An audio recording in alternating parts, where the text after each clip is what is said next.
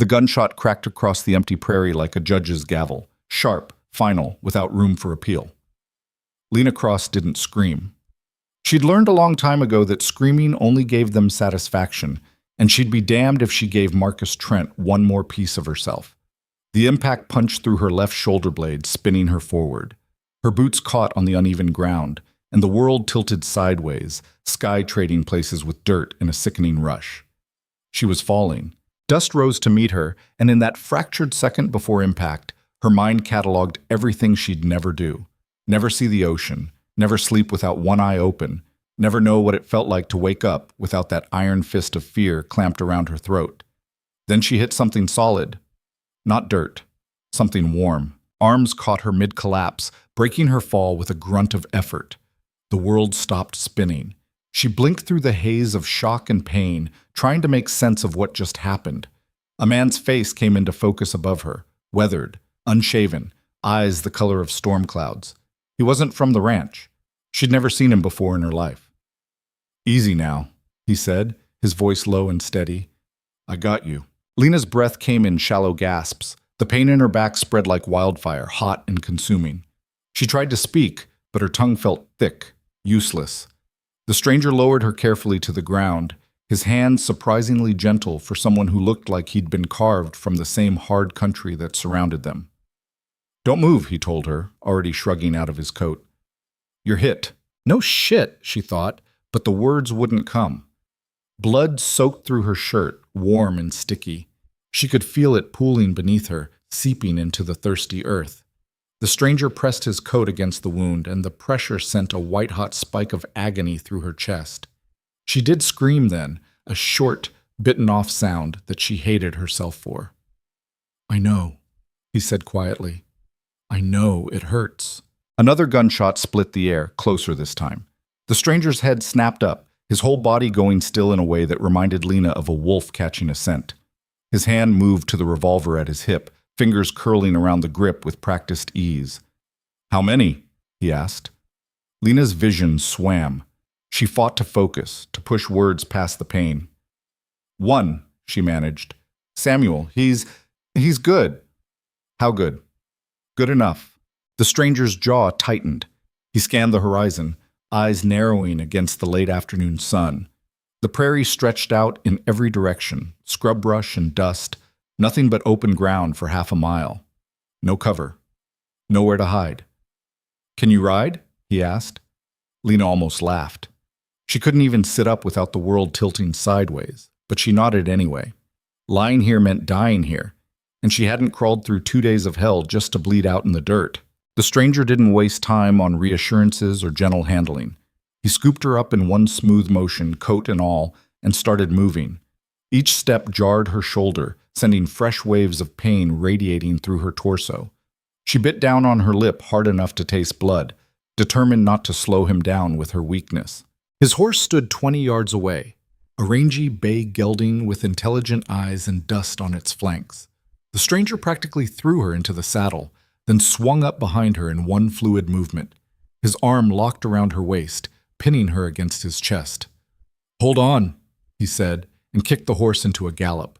The world became a blur of motion and agony. Lena's head lolled against the stranger's shoulder, her body going limp as shock started to set in. She was dimly aware of the thundering hoofbeats, the stranger's heartbeat steady against her back, the way his arm tightened when she started to slip. Behind them, another shot rang out. The bullet whined past, close enough that Lena felt the displacement of air. The stranger didn't flinch, didn't slow. He leaned forward, urging the bay into an even faster pace, his body curved protectively around hers. "Stay with me," he said, his voice cutting through the fog in her head. "You hear me? Stay with me." Lena tried to answer, but darkness was creeping in at the edges of her vision, soft and seductive. It would be so easy to let go, to sink into that welcoming oblivion. The pain would stop. The fear would stop. Everything would just stop. "No, you don't," the stranger growled, shaking her slightly. "Not yet. We're not done yet. We." As if they were in this together. As if he had any stake in whether she lived or died. The thought was absurd enough to anchor her, pulling her back from that seductive edge. She forced her eyes open, forced herself to focus on the rhythm of the horse's gait, the solid warmth of the man behind her. They rode hard for what felt like hours, but was probably only minutes. The landscape began to change, prairie giving way to broken country, rocky outcrops and stubborn pines clinging to the hillsides. The stranger guided his horse into a narrow canyon, the walls rising steep on either side. The temperature dropped as the sun disappeared behind the ridgeline, and Lena started to shiver. "Almost there," the stranger said. Lena hadn't realized she'd spoken the question aloud until he answered. Her thoughts were getting slippery, hard to hold on to. She focused on breathing, in and out, in and out. Such a simple thing. Amazing how hard it could get. The canyon widened into a small valley, sheltered and hidden from the world outside. A cabin sat tucked against the far wall, rough-hewn logs and a stone chimney, small windows that looked out on the surrounding hills. Smoke curled from the chimney, thin and white against the darkening sky. The stranger reined in the horse and dismounted in one smooth motion, then reached up for Lena. His hands were careful despite his rough appearance, easing her down with a gentleness that seemed at odds with the gun on his hip and the hard set of his jaw. "Can you walk?" he asked. Lena's legs buckled the moment her feet touched ground. The stranger caught her without comment, scooping her up again like she weighed nothing. He carried her to the cabin, shouldering open the door and depositing her on a narrow bed in the corner. The interior was sparse but clean. A wood stove, a table with 2 chairs, shelves lined with supplies. A bachelor's home, lived in but not loved. The stranger lit a lamp, filling the space with warm yellow light. "I'm going to need to see the wound," he said, already moving to the stove to heat water. "That bullet's still in there." Lena's stomach clenched. She'd known this was coming, but knowing didn't make it easier. She nodded, not trusting her voice. The stranger worked efficiently, gathering supplies, a bottle of whiskey, clean cloth, a wicked-looking knife that he held in the lamp flame until the metal glowed. When he approached the bed, Lena caught his wrist. "Who are you?" she asked. Her voice came out raspy, barely above a whisper, but she needed to know, needed something to hold on to besides the pain.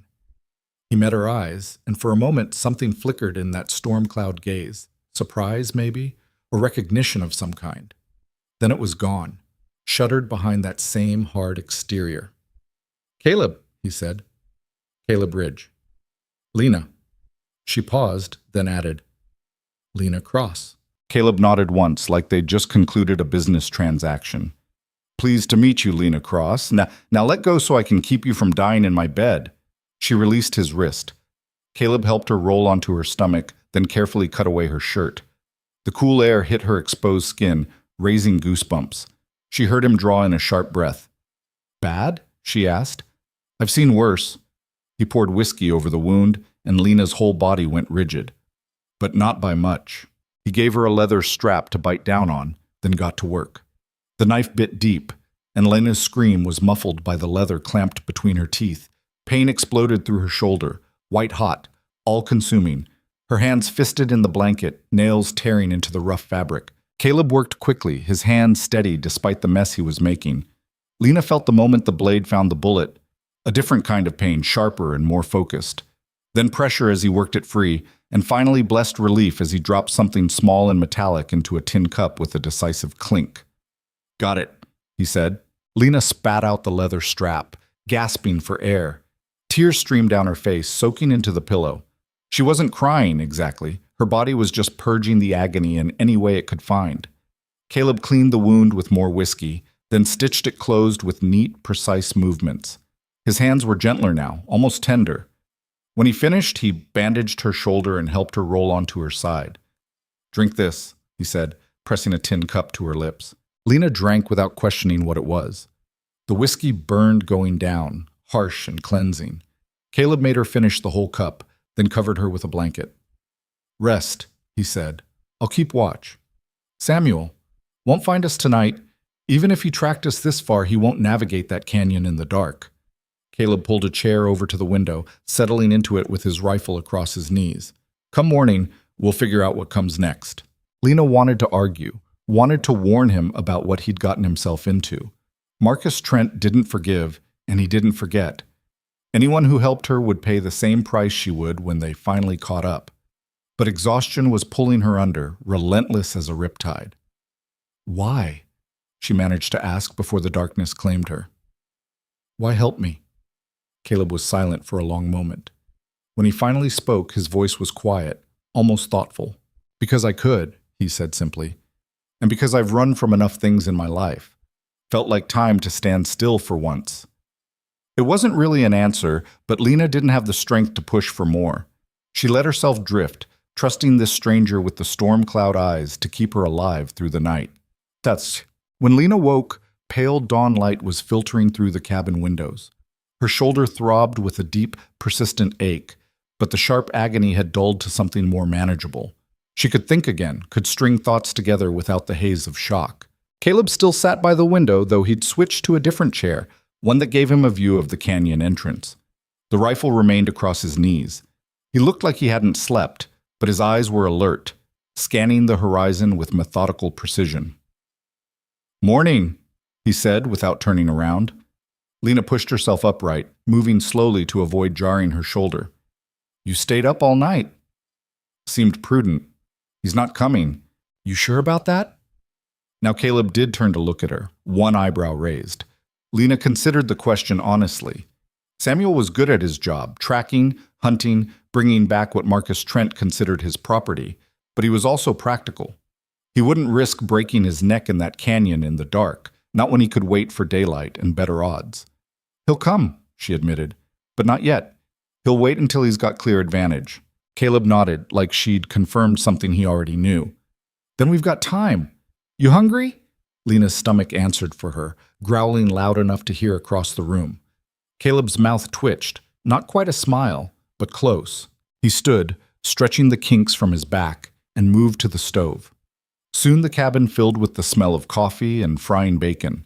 Lena watched him work, trying to reconcile this domestic scene with the man who'd carved a bullet out of her back last night without flinching.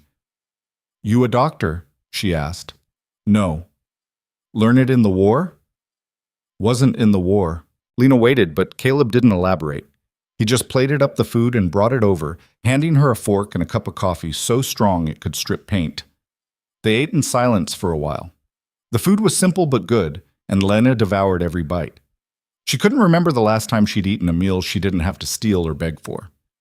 "You need to tell me what I'm dealing with," Caleb said eventually. "Who's hunting you, and why?" Lena set down her fork, her appetite suddenly gone. This was the part she'd been dreading, laying it all out, watching this stranger's expression shift from neutral to disgusted. But he'd earned the truth. He'd saved her life, after all. "Marcus Trent," she said. The name tasted like ashes.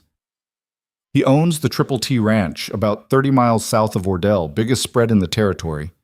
"I know the place." Caleb's tone was carefully neutral. I worked there. Sort of."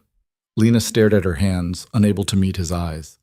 "My father sold me to him 4 years ago. I was 16.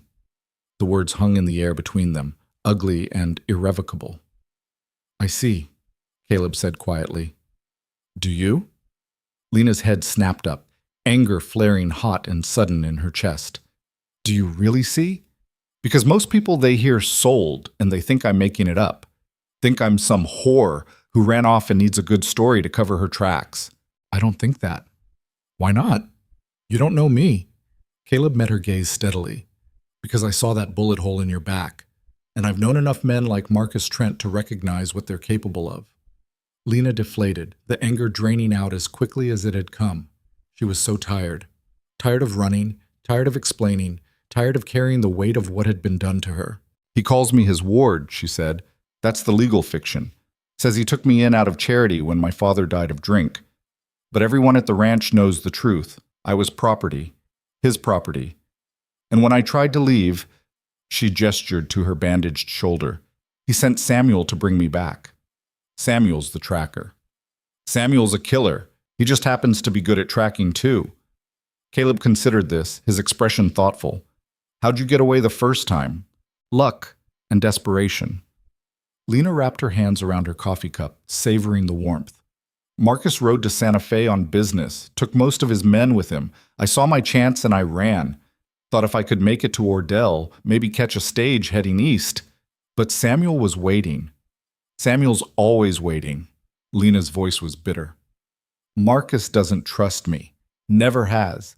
Probably had Samuel watching the whole time just to see if I'd try something stupid. Running's not stupid, isn't it? Look where it got me.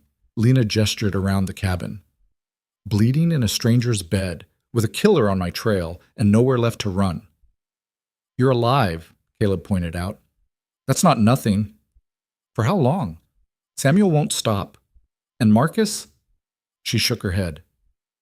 Marcus Trent is the kind of man who breaks things that don't obey. He'll come himself if he has to, and when he does, then we'll deal with it. Lena stared at him. We'll deal with it? This isn't your fight. You're in my cabin. That makes it my fight. You don't understand what you're saying. Marcus owns half the law in this territory. He's got money, influence, men willing to die for him. You can't fight that alone. Who said anything about fighting? Caleb stood, collecting their plates. I said we deal with it. That's not the same thing. Then what? First you heal. Can't make smart decisions when you're half dead. He dumped the dishes in a bucket of water, then turned back to face her.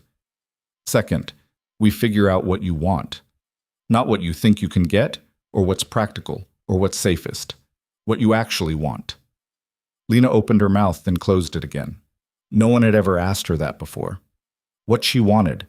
The question felt foreign, almost offensive in its simplicity. I want to be free, she said finally. I want to go somewhere Marcus Trent can't reach me. Somewhere I can sleep without jumping at shadows. That it? Isn't that enough? Caleb tilted his head, studying her with those storm cloud eyes. Most people, they want more than just absence of bad things. They want something to move toward, not just away from. Lena looked away. He was right, but acknowledging it felt dangerous. Wanting more than survival felt like tempting fate. I don't know, she admitted. I haven't let myself think that far ahead. Fair enough. Caleb moved back to his post by the window. We'll start with staying alive, work our way up from there. The rest of the day passed in quiet routine. Caleb checked her bandages, made her eat again despite her protests that she wasn't hungry. He was gruff about it, but attentive, noticing when the pain got bad enough that she couldn't hide it, dosing her with whiskey and willow bark tea without being asked. By late afternoon, Lena felt strong enough to sit at the table instead of languishing in bed. Caleb was cleaning his rifle, the components spread across the scarred wood surface in neat rows. His hands moved with practiced ease, each motion economical and precise. Where'd you learn to shoot?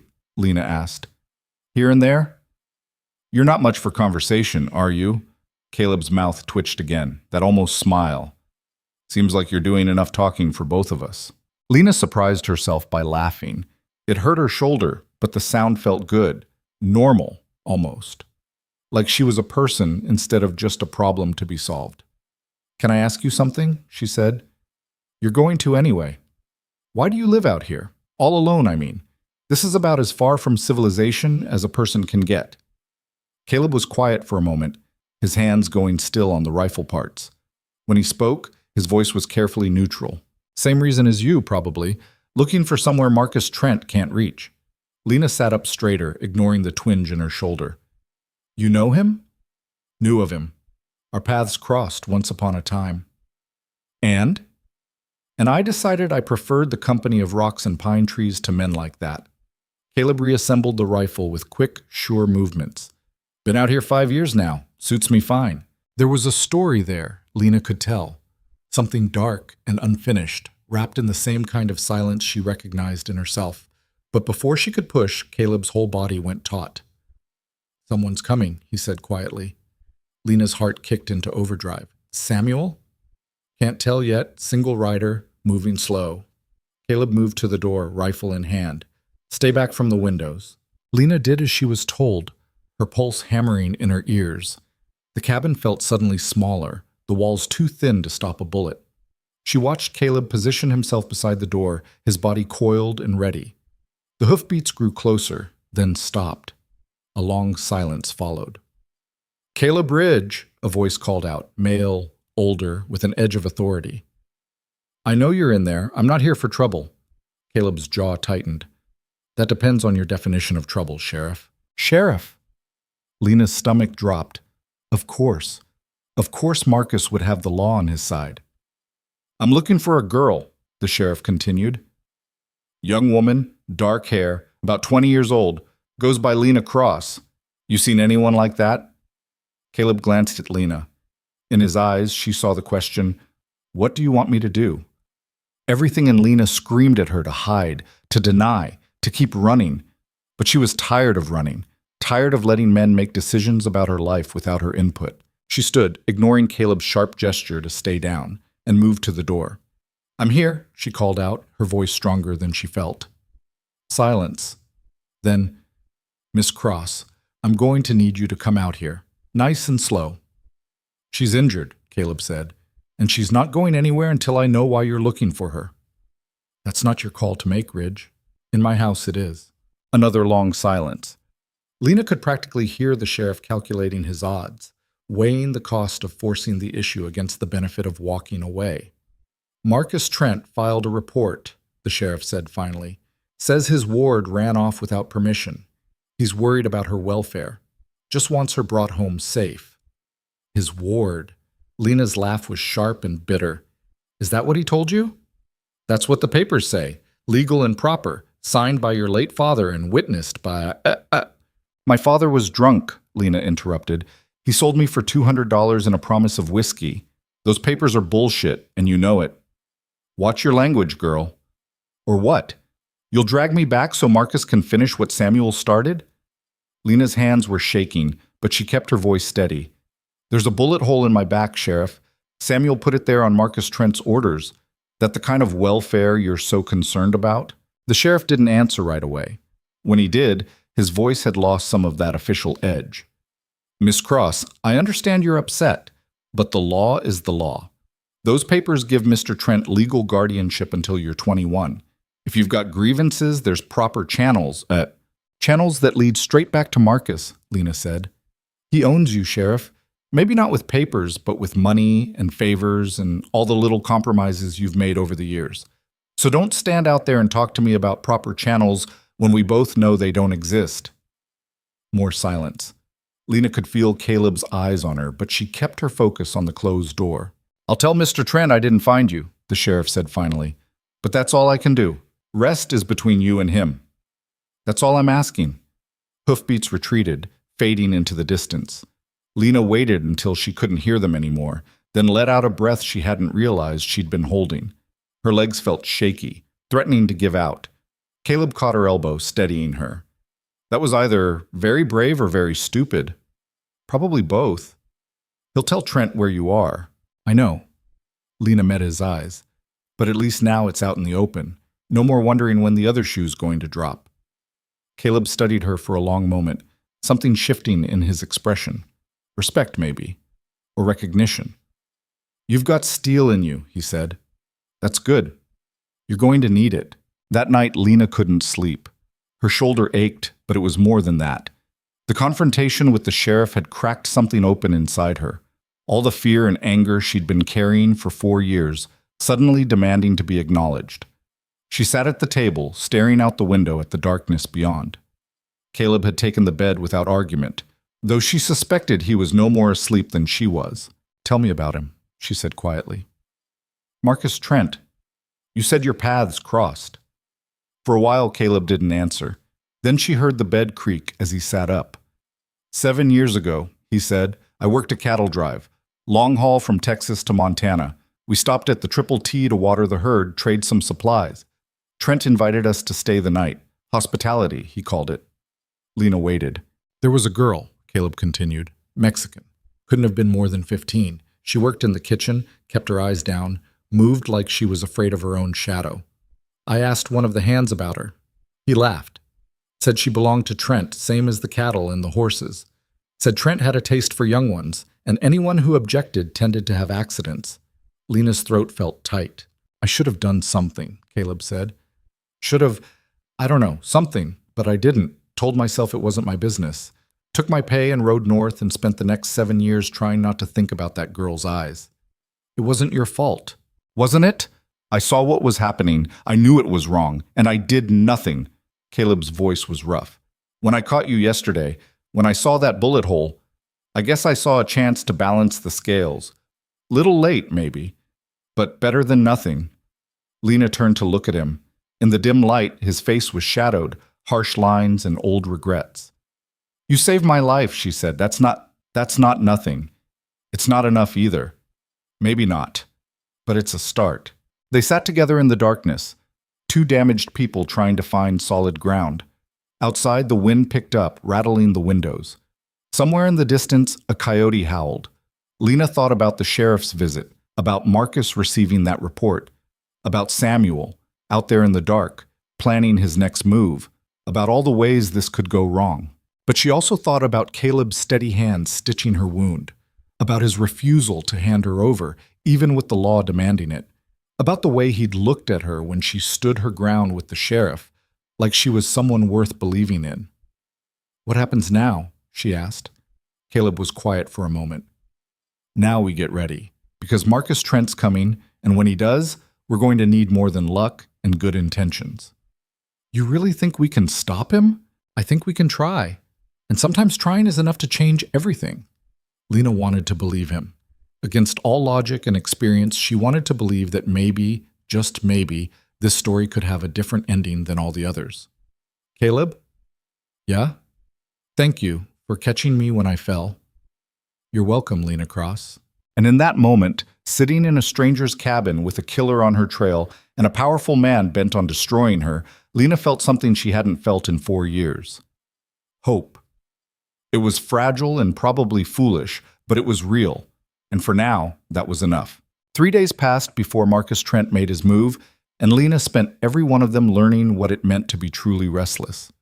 Her shoulder was healing, slower than she wanted, faster than Caleb expected.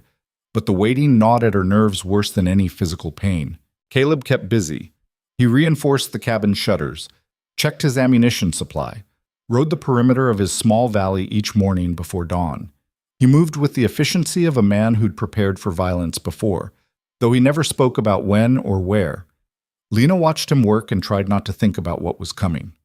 On the 4th morning, she woke to find him standing at the window, his body rigid in a way that sent alarm racing through her veins. What is it? She asked, already swinging her legs out of bed. The movement pulled at her stitches, but she ignored the sting. Riders, 4 of them, coming up the canyon. Caleb's voice was flat, emotionless. Samuel's in front.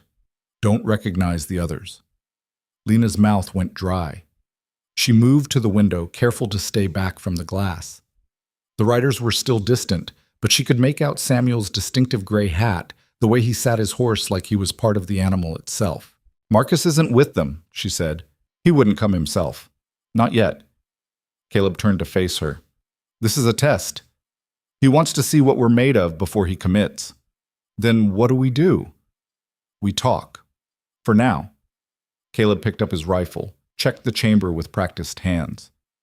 But Lena, if this goes bad, if shooting starts, you get to the root cellar and you stay there. Understand? Like hell, I'm not hiding while you're still healing. You can barely lift your left arm above your shoulder. Caleb's tone brooked no argument. This fight needs to stay controlled, and it can't be controlled if I'm worried about you catching a stray bullet. Lena wanted to protest, but she knew he was right. Her shoulder screamed every time she moved wrong, and she couldn't even hold a rifle steady with both hands. She'd be a liability, not an asset.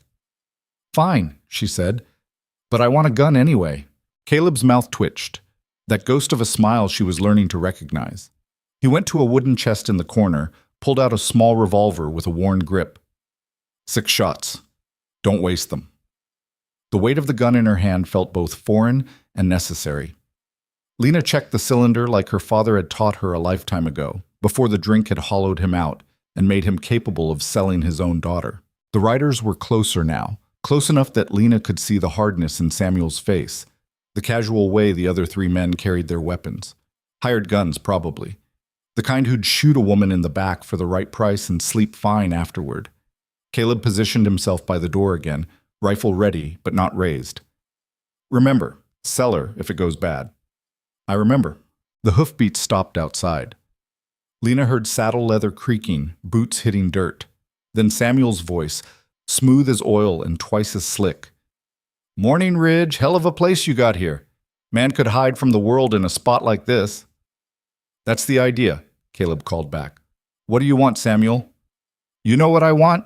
You got something belongs to Mr. Trent. I've got a woman with a bullet hole in her back. That what you're referring to?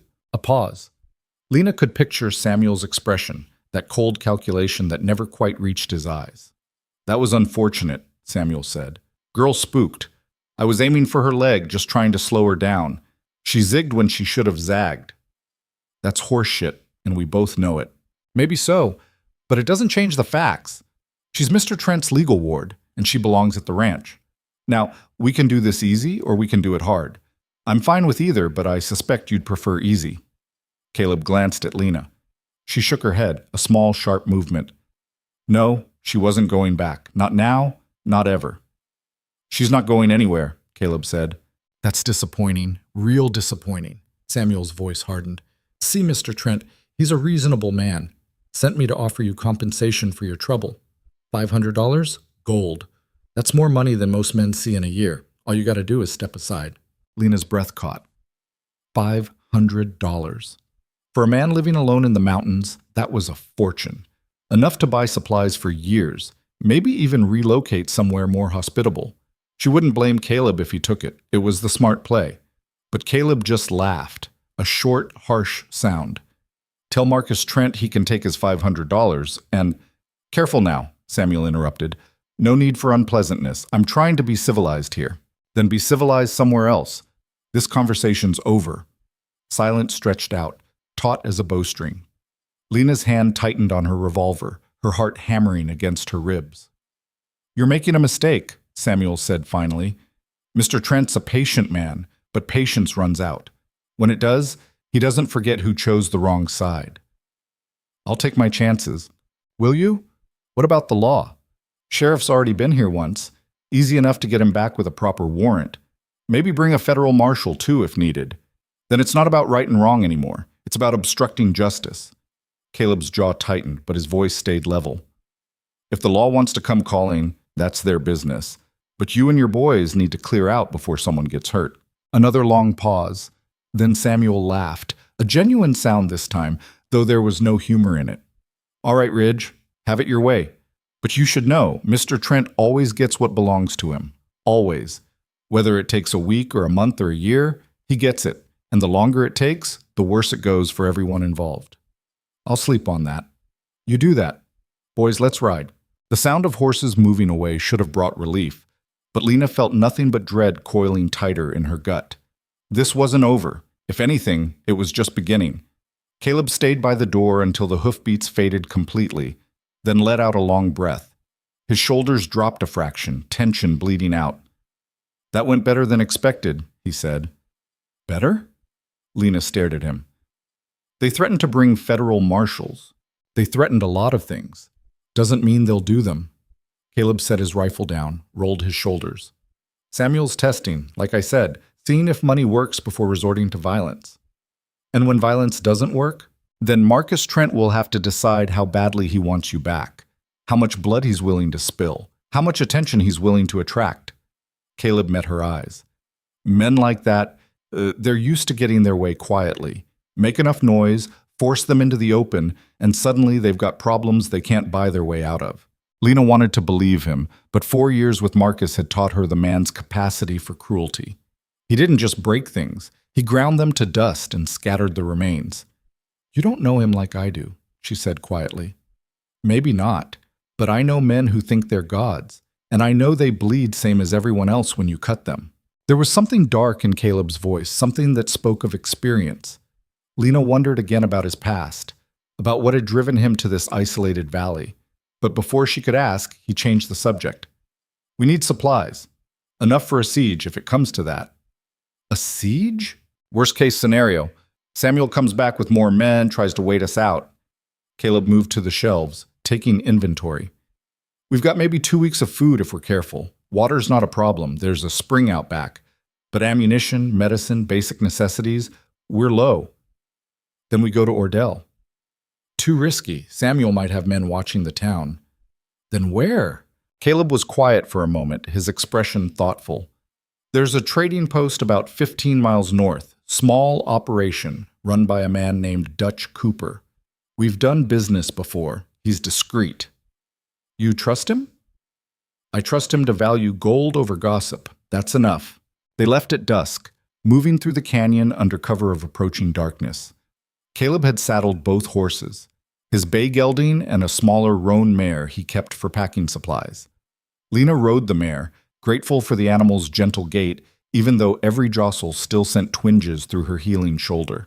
The night was clear and cold, stars scattered across the sky like thrown dice. Caleb led them on narrow trails that barely deserved the name, winding through broken country where the rocks themselves seemed hostile. He rode with the confidence of a man who knew every stone and shadow, never hesitating at the countless forks and branches. How often do you make this run? Lena asked. Every few months, when I need something I can't make or hunt. Must get lonely. Caleb shrugged. Loneliness is relative. I've been in crowded rooms and felt more alone than I ever do out here. Lena understood that. The ranch had been full of people, hands and housekeepers and the constant parade of men doing business with Marcus. But she'd never felt more isolated than during those years, surrounded by people who either pitied her or envied Marcus's favor, but never quite saw her as human. They rode in silence for a while, the only sounds the horses' hooves on rock and the distant call of an owl. Lena found herself relaxing despite the circumstances, the rhythm of the ride almost meditative. Can I ask you something? She said eventually. You're going to anyway. She smiled despite herself. What made you stay? After that cattle drive 7 years ago, what brought you back to this territory? Caleb was quiet long enough that Lena thought he might not answer. Then he said, unfinished business, the kind that gnaws at you until you either settle it or it settles you. Did you settle it? Some of it. Enough to sleep most nights anyway. He glanced back at her. What about you? 4 years with Trent. Why run now? What changed? Lena hadn't expected the question turned back on her. She thought about lying, about giving some simple answer that wouldn't require explanation. But Caleb had earned honesty. He wanted to make it permanent, she said. Marcus. He'd been talking about marriage for months, but I thought it was just talk. Then I found out he'd already drawn up the papers, was going to make it official when he got back from Santa Fe. Her throat tightened. Once we were married, there'd be no escape, legal or otherwise. So you ran. So I ran, and Samuel shot me, and you caught me, and here we are. Here we are, Caleb echoed. The trading post appeared around midnight, a low structure built into the side of a hill, smoke curling from a stone chimney. Lamplight glowed in the windows, warm and inviting. Caleb dismounted, helped Lena down with careful hands. Let me do the talking, he said. Dutch is good people, but the less he knows about your situation, the safer he stays. They approached the door, and Caleb knocked. 3 slow raps followed by 2 quick ones. A code, Lena realized. The door opened immediately, revealing a barrel-chested man with a wild gray beard and eyes sharp as broken glass. Ridge, Dutch said, his voice a gravelly rumble. Been expecting you. Have you now? Word travels, girl with a bullet hole, man willing to stand against Marcus Trent. Dutch stepped aside, gesturing them in. That's the kind of story that gets around, even out here. The interior of the trading post was cramped but well organized, shelves lined with goods, a pot-bellied stove radiating heat, furs and blankets hanging from the rafters. Dutch locked the door behind them, then turned to study Lena with frank curiosity. You must be something special, he said, for Ridge to come out of his hermit hole. She's a woman in trouble, Caleb said before Lena could respond. That's all you need to know. Dutch laughed, a booming sound that filled the small space. Fair enough? What do you need? Ammunition, 44 and 38, medical supplies, bandages, carbolic acid, laudanum if you've got it, food that'll keep, coffee, whiskey. Planning for a war? Planning for a long winter. Dutch nodded slowly, still watching Lena. I can get you most of that. Ammunition's going to be expensive, though. There's been a run on it lately. Folks getting nervous about Apache trouble to the south. How expensive? 3 times normal. Caleb's jaw tightened, but he nodded. Fine. We'll take what we can carry. While Dutch gathered supplies, Lena wandered the trading post, examining the eclectic mix of goods. There were practical items, knives, rope, lantern oil, but also unexpected treasures. A set of leather-bound books, a music box with a delicate dancer frozen mid-twirl, a silver hand mirror with an ornate handle. She picked up the mirror, studying her reflection in the lamplight. The woman staring back looked older than 20, her face thinner than she remembered, dark circles shadowing her eyes. But there was something else there too, a hardness that hadn't existed 4 years ago. Marcus Trent had tried to break her, but instead he'd forged something he couldn't control. That mirror belonged to a gambler's wife, Dutch said, appearing beside her. He lost it in a poker game. She cried for 2 days before she left him. Lena set it down carefully. Seems like bad luck. Or a fresh start, depending on how you look at it. Dutch studied her with those sharp eyes. You running from Marcus Trent? Dutch, Caleb started, but Lena cut him off. Yes, good for you. That man's a cancer on this territory. Dutch's expression darkened. Lost a niece to him, years back. Found her in a ditch outside Ordell with her throat cut. Sheriff ruled it an accident. Fell off her horse, he said. Never mind that she'd been working at the Triple T the week before and disappeared sudden-like. The air in the trading post felt suddenly heavy. Lena's hand moved unconsciously to her throat. I'm sorry, she said. Don't be sorry, just stay alive. That'll be revenge enough. Dutch turned to Caleb. Your supplies are ready. No charge for the medical goods. Call it a gift. Dutch, I can't. You can and you will. Consider it payment for taking a stand. Dutch's smile was grim. Someone needs to. Law sure as hell won't. They packed the supplies onto the roan, working quickly and efficiently. When everything was secured, Dutch walked them to the door. One more thing, he said, pressing a small bundle into Caleb's hands. Extra powder and shot. And this. He handed Lena a knife in a leather sheath, small enough to conceal, sharp enough to matter. Might come a time you need it. Lena took the knife, feeling the weight of it. Thank you. Thank me by living. That's all the gratitude I need. The ride back to the cabin felt longer, weighted with the knowledge of what awaited them. Lena's shoulder ached from the journey, but she ignored it, focusing instead on the steady rhythm of the horse beneath her. Dutch's niece, she said. You knew about that. Suspected. Dutch never spoke of it directly, but I've seen the way he looks when Marcus Trent's name comes up. Caleb adjusted his grip on the reins. Men like Trent, they leave a trail of bodies. Most people are too scared to count them. And you're not? I'm terrified. But I'm tired of being scared more than I'm scared of dying. There's a difference. Lena thought about that.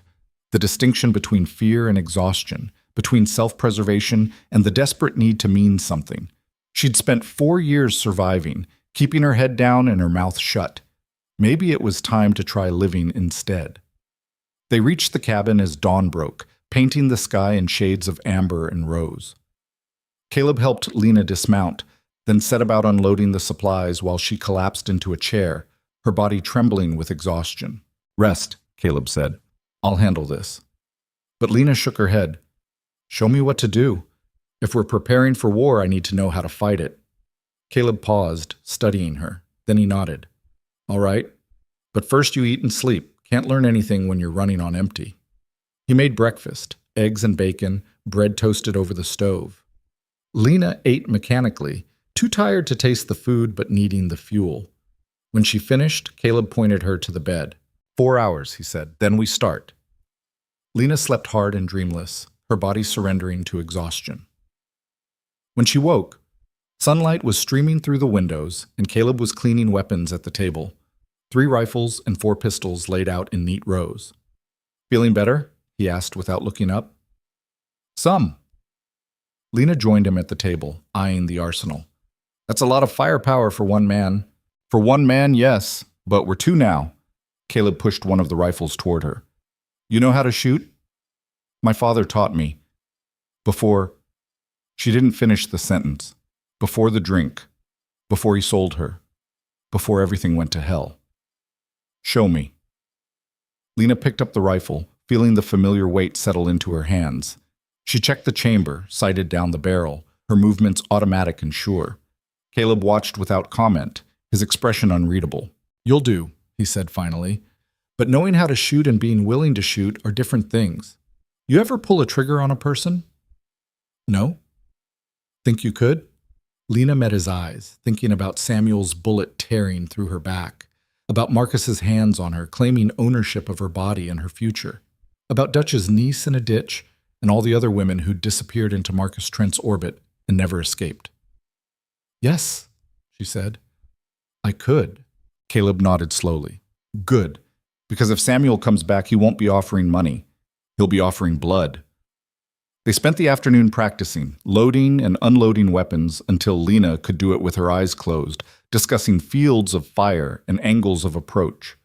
Caleb moved through it all with the patience of a teacher and the precision of a soldier, though he still wouldn't talk about where he'd learned these skills. The canyon is our best defense, he explained, using stones on the table to represent the terrain. Single access point, narrow enough that riders have to come in one or two at a time, but it's also a trap. If they get behind us, we're boxed in with nowhere to run.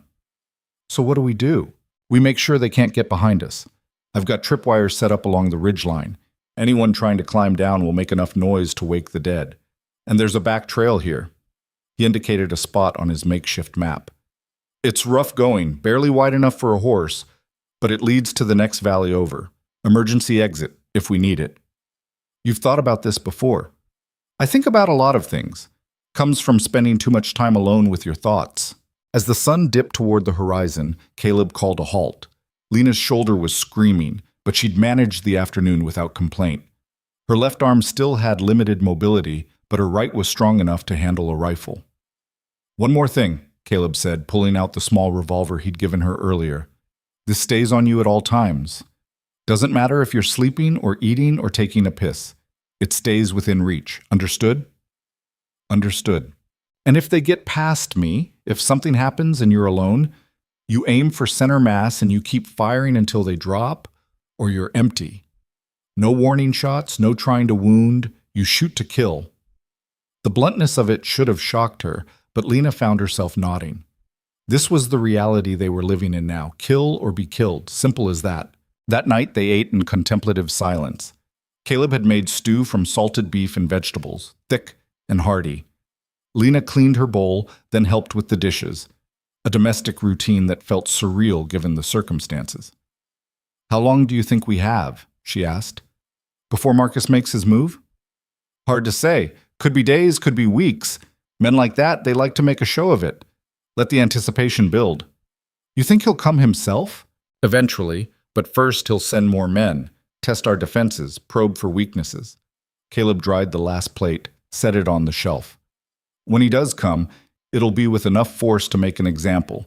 Show everyone what happens when you defy Marcus Trent.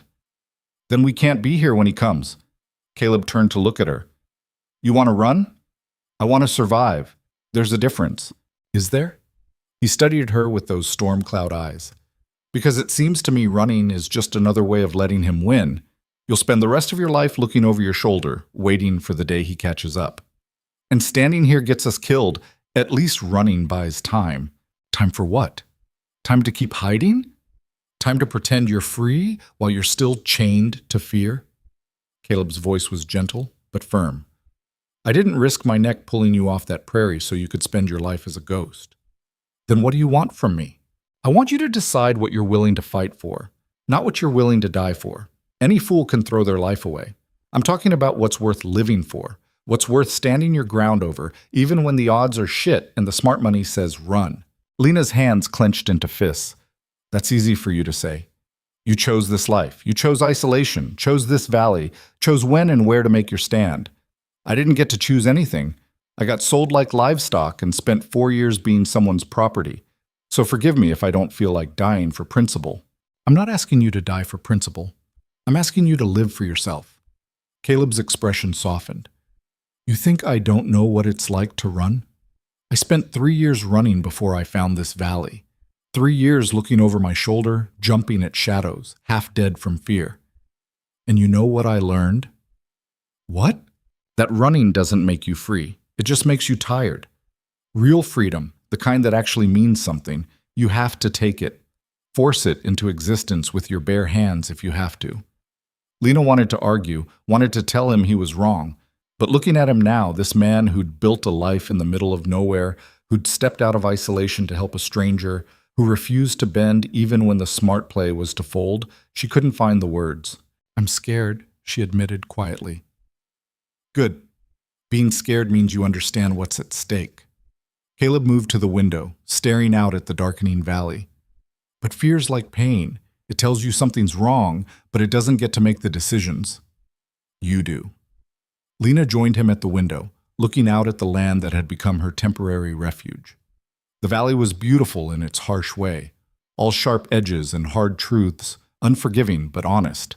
"If we stay," she said slowly, "if we make our stand here, what happens after? Say we win, say Marcus backs down or gets killed or loses interest, then what? Then you get to decide. Go east like you planned, or stay, or head somewhere entirely new. Point is, it'll be your choice, not his, not mine, yours." The idea of having choices again, real choices that belonged to her alone, felt almost impossible to grasp. But maybe that was the point. Maybe freedom was supposed to feel impossible right up until the moment you claimed it. "Okay," Lena said. "Okay, we stay." Caleb's expression didn't change, but something shifted in his eyes. Relief, maybe. Or recognition that they'd crossed some invisible threshold together. "Then tomorrow we start fortifying for real. Make this cabin into something they can't take easily." "Tomorrow," Lena agreed. They stood together at the window as full dark settled over the valley. Two people who'd found each other by accident and were choosing to stay together by design. Outside, the wind picked up, carrying the scent of pine and stone and the promise of rain. Somewhere out there, Marcus Trent was planning his next move. Samuel was sharpening his knives and checking his guns. An army of hired violence was preparing to descend on this small valley and crush everything in its path.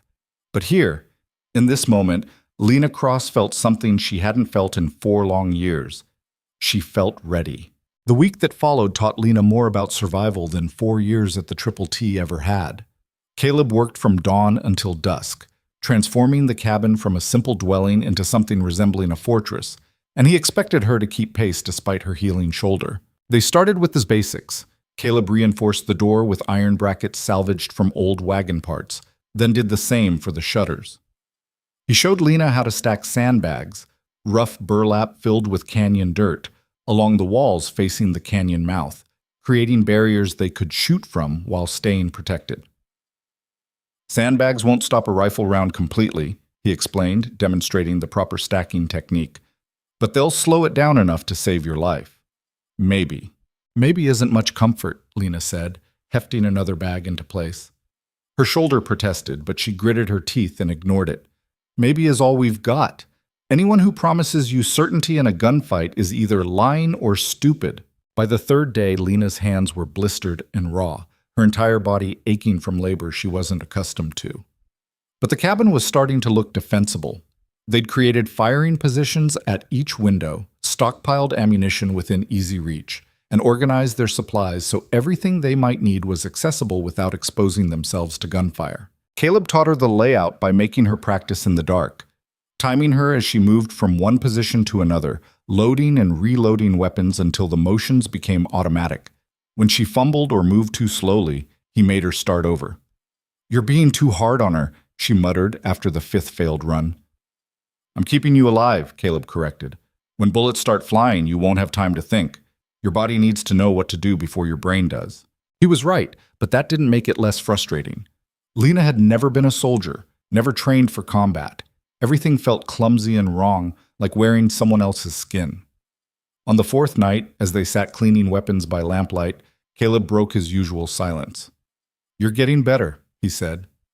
Lena looked up, surprised. Praise from Caleb Ridge was rarer than rain in August. "Don't sound so shocked," he continued. "You've got decent instincts, just needed refining." "Decent instincts didn't stop me from getting shot." "No, but they kept you running long enough to find help. That counts for something." Caleb set down the rifle he'd been working on. "Most people, they freeze when violence comes. You didn't. That's the hardest part to teach." I was terrified. Being terrified and being frozen aren't the same thing. Terror just means you're paying attention. Lena thought about that while she worked a cleaning rod through a pistol barrel. Terror as attention. It made a strange kind of sense. Can I ask you something? She said. You're going to anyway. She smiled despite herself. Where did you learn all this? The fortifications, the tactics, the way you move like you've done this before? Caleb's hand stilled on the rifle. For a long moment, he didn't answer, and Lena thought she'd pushed too far. Then he sighed, a sound like wind through empty rooms. I was a ranger, he said quietly. Texas Rangers, for 6 years, chased rustlers and bandits, kept the peace in places where peace was just a polite fiction. Lena hadn't expected that. She'd imagined a lot of possibilities, soldier, outlaw, hired gun, but not a lawman. What made you quit? I didn't quit. I got fired. Caleb's laugh was bitter. Turns out rangers are supposed to follow orders, even when those orders are to look the other way, while powerful men do terrible things. Marcus Trent? Among others. But yeah, he was part of it. Captain ordered me to drop an investigation into some missing women, girls who'd worked at the Triple T and disappeared. Said we didn't have jurisdiction, that it was a local matter. Caleb's jaw tightened. I kept digging anyway. Found enough evidence to bring charges. Then my captain called me in, told me I was done. Said I'd exceeded my authority and damaged important relationships. They protected him. They protected his money. That's how it works. Justice is for people who can afford it. Everyone else just gets whatever scraps fall off the table. The bitterness in his voice was familiar. Lena had heard it in her own thoughts often enough. Is that why you came back here? To finish what you started? Partly. Also because I didn't know where else to go. Spent 3 years drifting, taking work where I could find it, but it all felt empty. At least here, I knew what I was running from. He met her eyes. Until you showed up, I thought I was done fighting. Turns out I was just waiting for something worth fighting for. The weight of those words settled between them.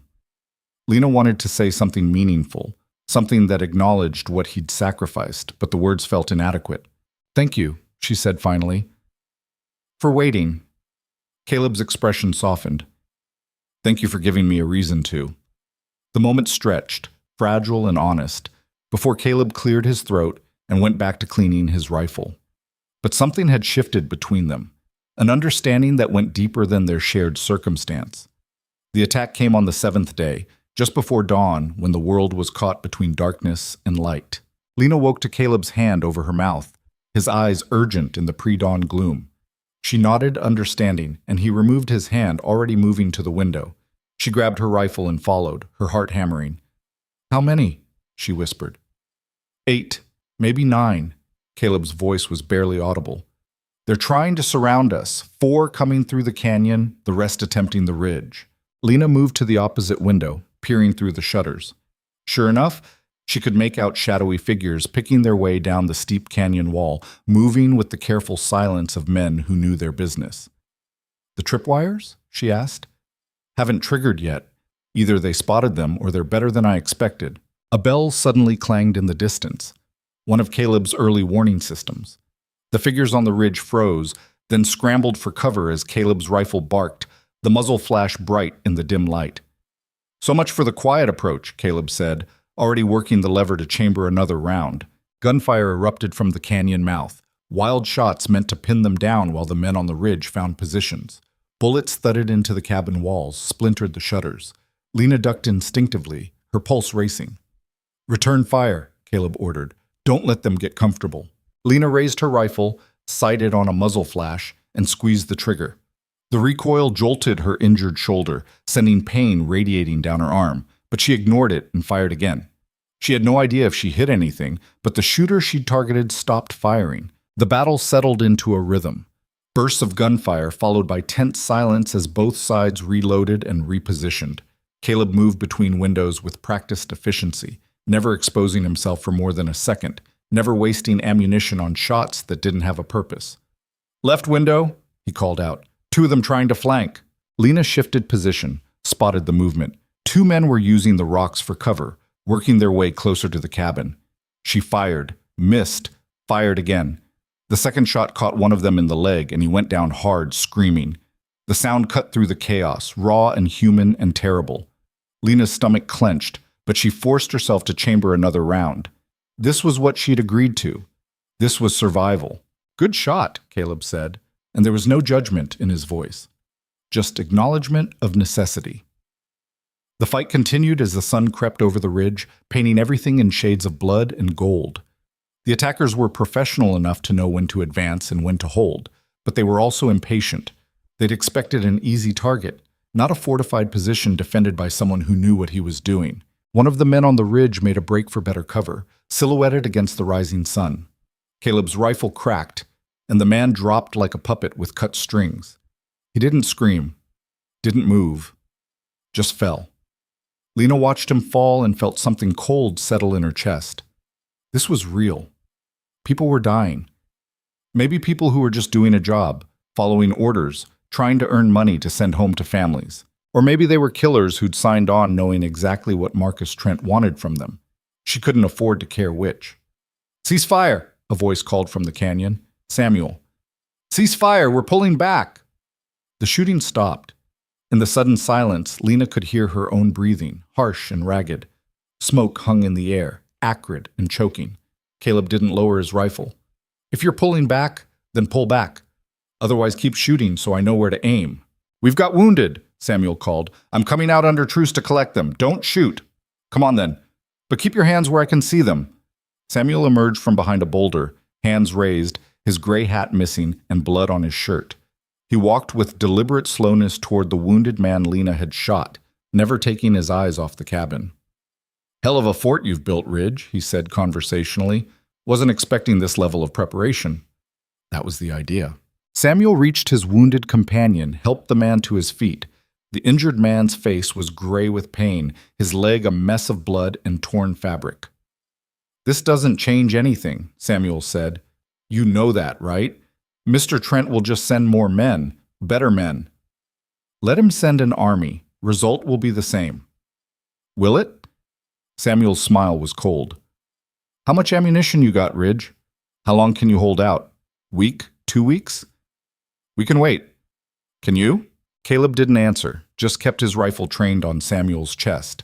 Samuel dragged his wounded companion back toward cover, then called out again. "Think about it. This is just the opening round. It gets worse from here." Then they were gone, retreating down the canyon with their wounded and their dead. Lena counted 3 bodies left behind, men who wouldn't be going home to anyone. She lowered her rifle, suddenly aware of how badly her hands were shaking. The adrenaline that had kept her focused during the fight was draining away, leaving her hollow and sick. "You did good," Caleb said quietly.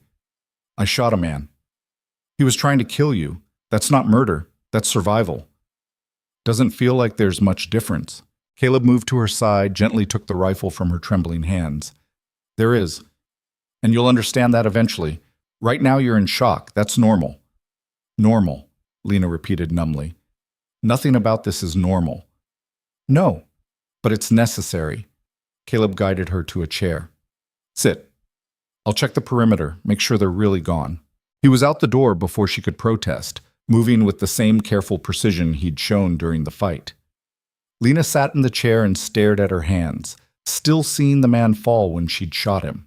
She'd wanted to fight back, wanted to prove she wasn't helpless, but she hadn't considered what fighting back would actually cost. The weight of it, the permanence. Caleb returned 20 minutes later, his expression grim. "They're gone.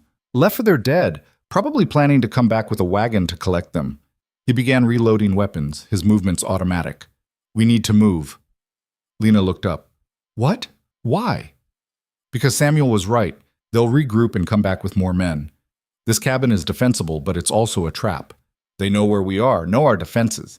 Next time they'll bring enough guns to overwhelm us through sheer numbers." "Then where do we go?"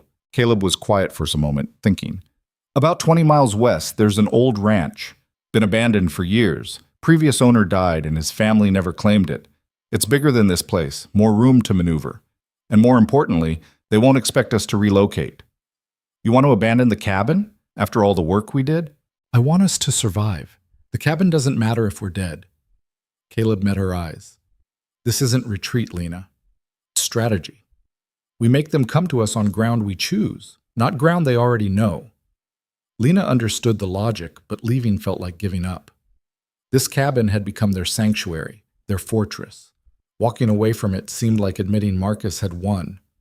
"How long do we have?" she asked. If Samuel's smart, he'll wait until he's got at least a dozen men. That gives us maybe 2 days, 3 at most. Caleb began gathering supplies. We move tonight. Travel dark, cover our tracks. By the time they come back here, we'll be ghosts. They spent the rest of the day preparing. Caleb showed Lena how to pack efficiently. Weapons and ammunition first, then food, then everything else only if there was room. They took turns sleeping in short shifts, making sure someone was always watching the canyon mouth. As evening approached, Caleb saddled the horses while Lena did one final sweep of the cabin. It felt strange, knowing she'd never see this place again. It hadn't been home. She'd only been here a week, but it had been shelter, safety, however temporary. She found the small revolver Caleb had given her that first night, tucked it into her belt. Then she picked up the knife Dutch had given her at the trading post, slipped it into her boot. Small weapons, easily concealed, the kind you kept close because you couldn't trust the world to be kind. "Ready?" Caleb asked from the doorway. "As I'll ever be." They rode out as darkness fell, moving slowly to avoid making noise. Caleb led them on a circuitous route, doubling back several times to confuse their trail. Lena followed, trusting his knowledge of the country, even though she couldn't see more than a few feet ahead in the moonless night. The abandoned ranch appeared near midnight, a sprawling complex of buildings in various states of decay. The main house was a 2-story structure with a sagging porch and broken windows. Outbuildings clustered around it like drunken companions. A barn missing half its roof, a bunkhouse with collapsed walls, a stable that looked more solid than the rest. "It's not much," Caleb admitted, "but the stable's sound and there's a well that still works. We can fortify the main house, use the outbuildings for cover and crossfire." They spent the next 2 days transforming the ranch from abandoned ruin to defensible position. It was harder work than preparing the cabin had been. More space to cover, more weak points to address. But it was also more versatile. They had multiple buildings to work with, multiple firing positions, multiple escape routes. Caleb's tactical mind came alive planning the defense. He positioned supplies in different buildings so they wouldn't lose everything if one location was overrun. He set up overlapping fields of fire so every approach could be covered from at least 2 angles. He even rigged false walls in the barn where they could hide if things went completely wrong. Lena watched him work and marveled at the transformation. The quiet hermit she'd met was gone, replaced by someone who moved with purpose and authority. This was the Texas Ranger, she realized, the man who'd hunted bad men across wild country and lived to tell about it. On the 3rd night, as they sat in the main house eating cold beans straight from the can, Lena finally asked the question that had been bothering her. "Why are you really doing this? And don't say it's to balance the scales or make up for the past. There's more to it than that." Caleb set down his can, stared out the broken window at the darkness beyond. "You ever feel like your whole life has been leading to one moment?" he asked. "Like everything you've done, every choice you've made was just preparation for something you didn't even know was coming?" "Maybe. That's what this feels like. I spent 6 years as a ranger, learning how to fight, how to track, how to survive. Then I spent 3 more years running, convincing myself I was done with all that. And then you fell into my arms with a bullet in your back, and suddenly everything clicked into place." He turned to look at her.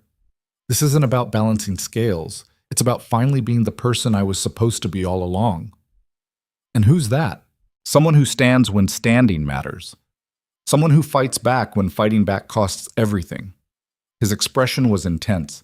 "You showed me that, Lena. When you stood up to the sheriff, when you chose to stay and fight instead of run. You reminded me that some things are worth the price." Lena felt something crack open in her chest, a feeling too big and complicated to name. She'd spent 4 years being told she was property, that her wants and needs and very humanity didn't matter. And here was this man telling her she'd reminded him how to be brave. "I'm not brave," she said quietly. "Yes, you are. You just don't recognize it yet." Caleb stood, gathered the empty cans. "Get some sleep. Tomorrow we finish preparations. Because Samuel's coming, and when he does, we're going to show Marcus Trent exactly what happens when he pushes people past their breaking point." Lena lay down on a bedroll in the corner, but sleep wouldn't come. Her mind kept circling back to the fight at the cabin, to the man she'd shot, to the knowledge that more violence was coming. She'd chosen this path, chosen to stand instead of run. But choosing and living with the consequences were different things. Caleb sat by the window, rifle across his lap, silhouetted against the starlight. He looked solid and permanent, like the mountains themselves. Lena took comfort in that solidity even as a small voice in her head whispered that nothing was permanent, that everything could be taken away in a heartbeat. She pushed the voice down and closed her eyes, willing herself toward sleep. Whatever tomorrow brought, she needed to be ready. They came on the 5th day, and this time there was no subtlety to it. Lena spotted the dust cloud first, a telltale sign of multiple riders moving fast. She called to Caleb, who was reinforcing the barn doors, and he dropped his tools and came running. "How many?" he asked, squinting into the distance. "Can't tell yet. More than before." Caleb swore under his breath. "Get to the main house, 2nd floor, east window. That's your position." "What about you?" "I'll take the barn." Creates crossfire, makes them choose which target to focus on. He grabbed her shoulders, his grip firm but gentle.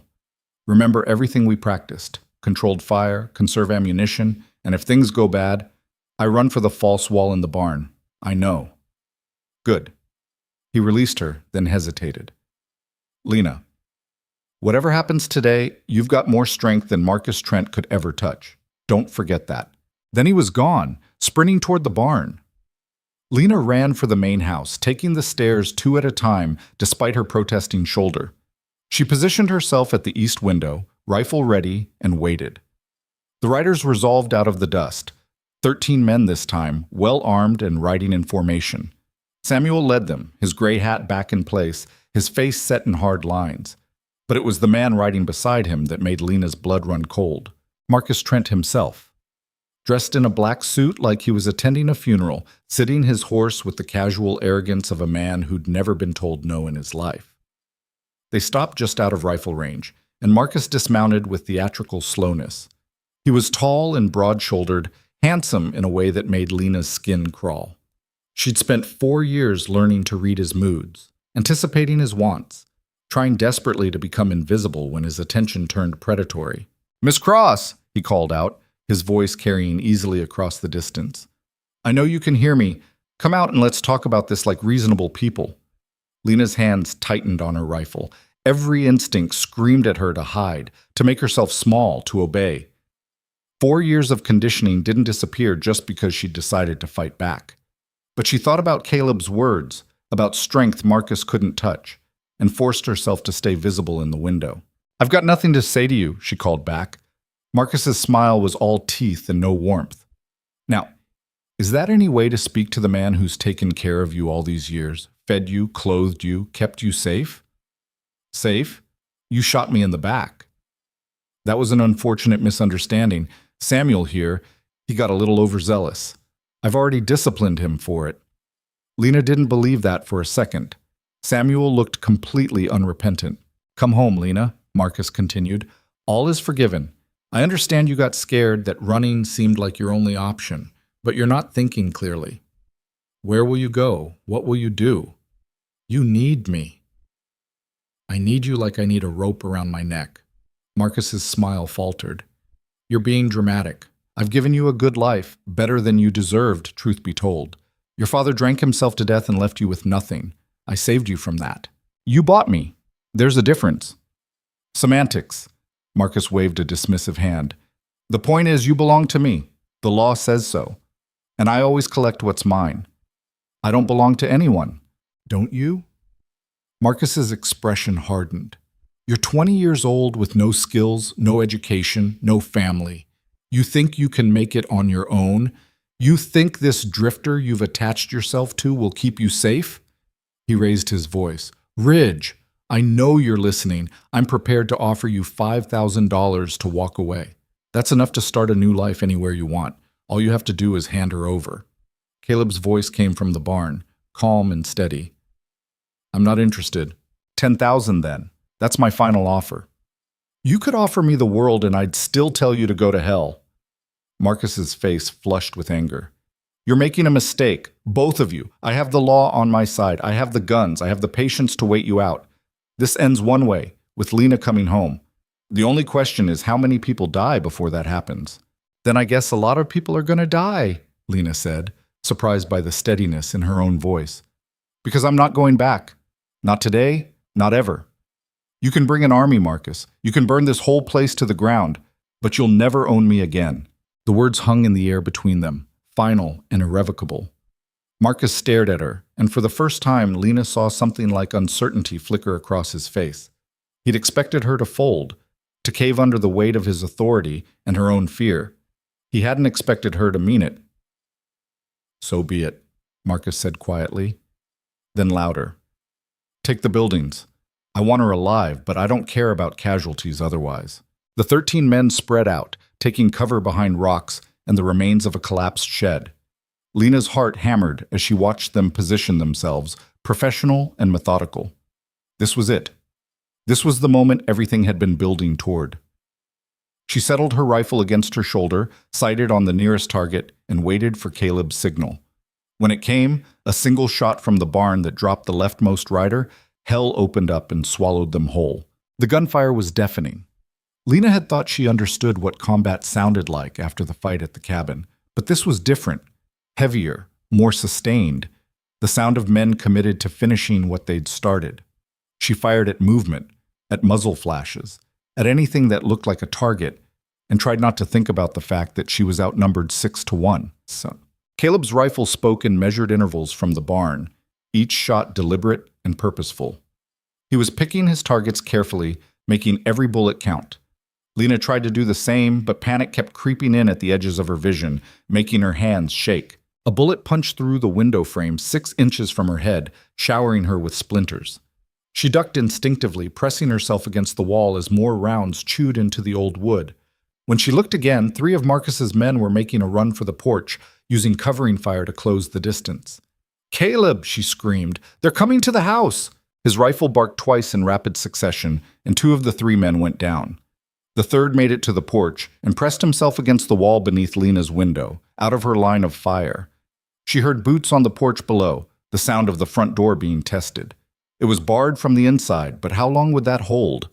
She grabbed the revolver from her belt and moved to the stairs, trying to remember everything Caleb had taught her about close-quarters fighting. The door crashed open with a splintering of wood. Lena heard heavy footsteps in the main room below, then the creak of someone testing the staircase. She aimed at the top of the stairs, forcing her breathing to slow, forcing her hands to steady. A head appeared, a young man with a sparse beard and eyes wide with adrenaline. He saw her at the same moment she saw him. For a fraction of a second, they just stared at each other, 2 people who'd been thrust into violence neither of them had chosen. Then he raised his pistol and Lena fired first. The revolver kicked hard in her hand. The young man jerked backward, his own shot going wild into the ceiling. He tumbled down the stairs in a tangle of limbs and came to rest at the bottom, not moving. Lena's stomach heaved. She'd killed him, not wounded, not driven off, killed. She could see his face, could see the surprise frozen there, could see. Another gunshot from outside snapped her back to the present. She couldn't afford to fall apart. Not yet. She moved back to the window, reloading the revolver with shaking hands. The battle had shifted. Marcus's men had taken cover in the collapsed shed and behind the old well, laying down suppressing fire, while 2 more attempted to flank around to the barn. Caleb was pinned, unable to leave his position without exposing himself. Lena took aim at one of the flanking men and fired, missed, fired again. This time she hit him in the shoulder and he spun around, dropping his rifle. Before she could fire a third time, return fire from the shed forced her to duck. "Lena!" Caleb's voice carried across the chaos. "The barn's compromised. I'm coming to you." She watched him burst from the barn door, running in a zigzag pattern as bullets kicked up dirt around his feet. One caught him high on the left arm, and he staggered but kept moving. Lena provided covering fire, shooting at anything that moved near the shed, and somehow Caleb made it to the house. He crashed through the door and up the stairs, breathing hard, blood soaking his sleeve. "How bad?" Lena asked, already reaching for the bandages they'd stashed in every room. "Through and through. I'll live." He moved to the window, assessed the situation. "They're regrouping. We dropped 5, maybe 6. That still leaves too many. What do we do? We hold until dark, then we run. It's the only play we've got left. That's hours away. Then we make every minute count." Caleb reloaded his rifle with practiced efficiency despite his wounded arm. "Watch the west side. If they try another flanking maneuver, we need to know." The next hour was the longest of Lena's life. The shooting came in waves, periods of intense fire followed by tense silence as both sides conserved ammunition and repositioned. The house took a beating, walls pockmarked with bullet holes, windows shattered, furniture torn apart by lead. Lena's shoulder was screaming from the recoil of the rifle, her ears ringing from the constant gunfire. She was covered in plaster dust and splinters, her throat raw from smoke and shouting, but she kept firing, kept moving between positions, kept doing whatever Caleb told her to do. During one of the quiet periods, she heard Marcus's voice again. "This is pointless, Lena. You can't win. Even if you kill every man I brought today, I'll just bring more tomorrow. I have unlimited resources. What do you have?" Lena didn't answer. She was too tired, too focused on survival to spare energy for words. But Caleb called back, his voice steady despite his wound. "She's got something you'll never understand, Trent. She's got the will to be free, and that's worth more than all your money and all your guns." "Freedom?"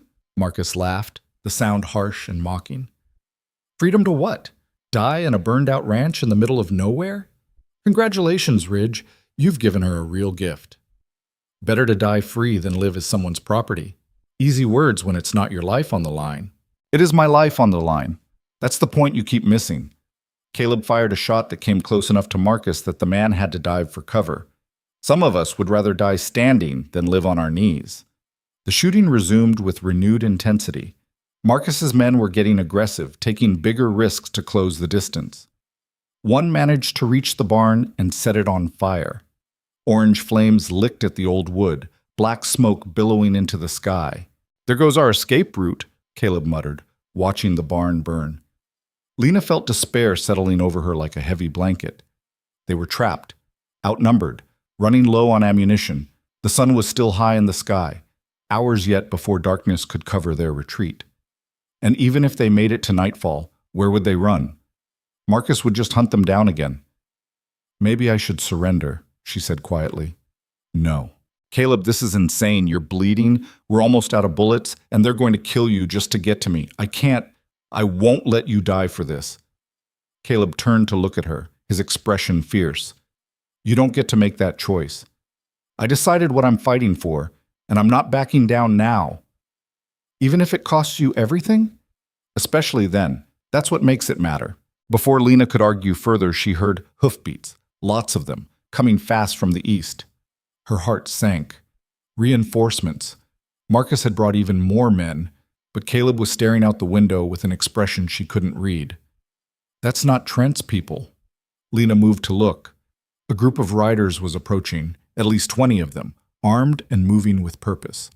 Leading them was a familiar barrel-chested figure with a wild gray beard. "Dutch," Caleb breathed. The riders spread out, taking positions that cut off Marcus's line of retreat. Dutch himself rode right up to where Marcus was sheltering behind the well, dismounted, and planted himself in the open like he was daring someone to shoot him. "Marcus Trent!" Dutch's voice boomed across the battlefield. "This has gone far enough!" Marcus emerged from cover, his face purple with rage. "Cooper, you've got no business here. This is a private matter." "Private matter my ass. You brought an army to murder 2 people. That stops being private and starts being everyone's problem. The girl is my legal ward. I have every right. You have the right to nothing." Dutch pulled a piece of paper from his coat. "This here is an affidavit signed by 3 witnesses, people who saw you force that girl into situations no ward should ever face. It's being filed with the territorial court as we speak." Marcus's expression went carefully blank. "Those are lies." "Maybe, maybe not. Point is, now there's an official investigation, which means you can't just disappear people who inconvenience you. Too many eyes watching now. Those witnesses will recant. I'll make sure of it." "Will you? Because one of them is a federal judge's daughter. Good luck making her disappear." Dutch stepped closer, his hand resting on his gun. "Here's what's going to happen. You're going to call off your dogs and ride back to your ranch. Lena Cross is going to go free. No more hunting, no more harassment, and you're going to pray that investigation doesn't turn up anything criminal, because if it does, all your money won't save you." "You're bluffing." "Am I? You willing to bet everything on that?" Dutch gestured to the riders behind him. "These men here, they've all lost someone to you. Daughters, sisters, wives who went to work at your ranch and never came home.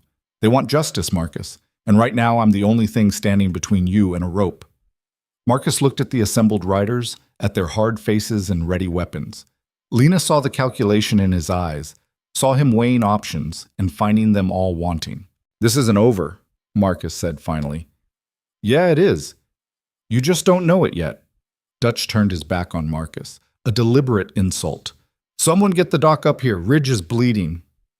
The next few hours passed in a blur. A doctor materialized from among Dutch's riders and patched up Caleb's arm while scolding him for being reckless. The dead were collected and loaded onto wagons. Marcus and his surviving men retreated toward the Triple T, defeated but not destroyed. Lena sat on the porch of the ruined ranch house, watching it all happen with a sense of unreality. It was over. After 4 years of captivity and a week of running and fighting, it was actually over. Dutch climbed the porch steps and settled beside her with a grunt. "How you holding up?" he asked. "I don't know yet. Ask me in a week." Dutch chuckled. "Fair enough. You did good, girl. Stood your ground when most people would have folded." "I had help." "Yeah, you did. Ridge is a good man. Stubborn as hell, but good." Dutch pulled out a pipe and started packing it with tobacco. "That affidavit I mentioned, it's real. Judge's daughter came forward 2 days ago, said Trent had assaulted her at a social function. When word got out she was talking, 2 other women came forward with similar stories. The whole thing's about to blow wide open." Lena felt something loosen in her chest. "He'll actually face consequences? Maybe.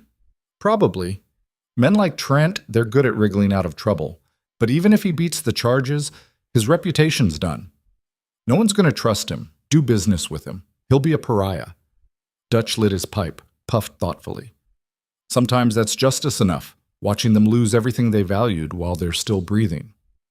"I want him in prison." "I know you do, but wanting and getting are different things. You take what victories you can and you move forward. That's all any of us can do." Caleb emerged from the house, his arm bandaged and in a sling. He looked exhausted but relieved. He sat on Lena's other side, and for a moment the 3 of them just watched the sun sink toward the horizon, painting the sky in shades of fire. "What now?" Lena asked. "Now you decide," Dutch said. "You're free, actually free this time. So where do you want to go? What do you want to do?" Lena thought about that. She'd spent so long focused on escape that she'd never really considered what came after. The world was open to her now, full of possibilities she'd stopped letting herself imagine. "I don't know," she admitted. "I need time to figure it out." "Then take time. Ridge's cabin is still standing. You could stay there while you get your bearings.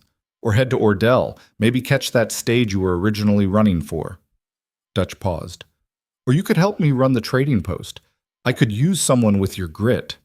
"That's generous, but it's not generosity. It's good business. Someone who can shoot like you did today, who can keep their head when things go bad. That's valuable." He stood, stretched his back. "Think about it.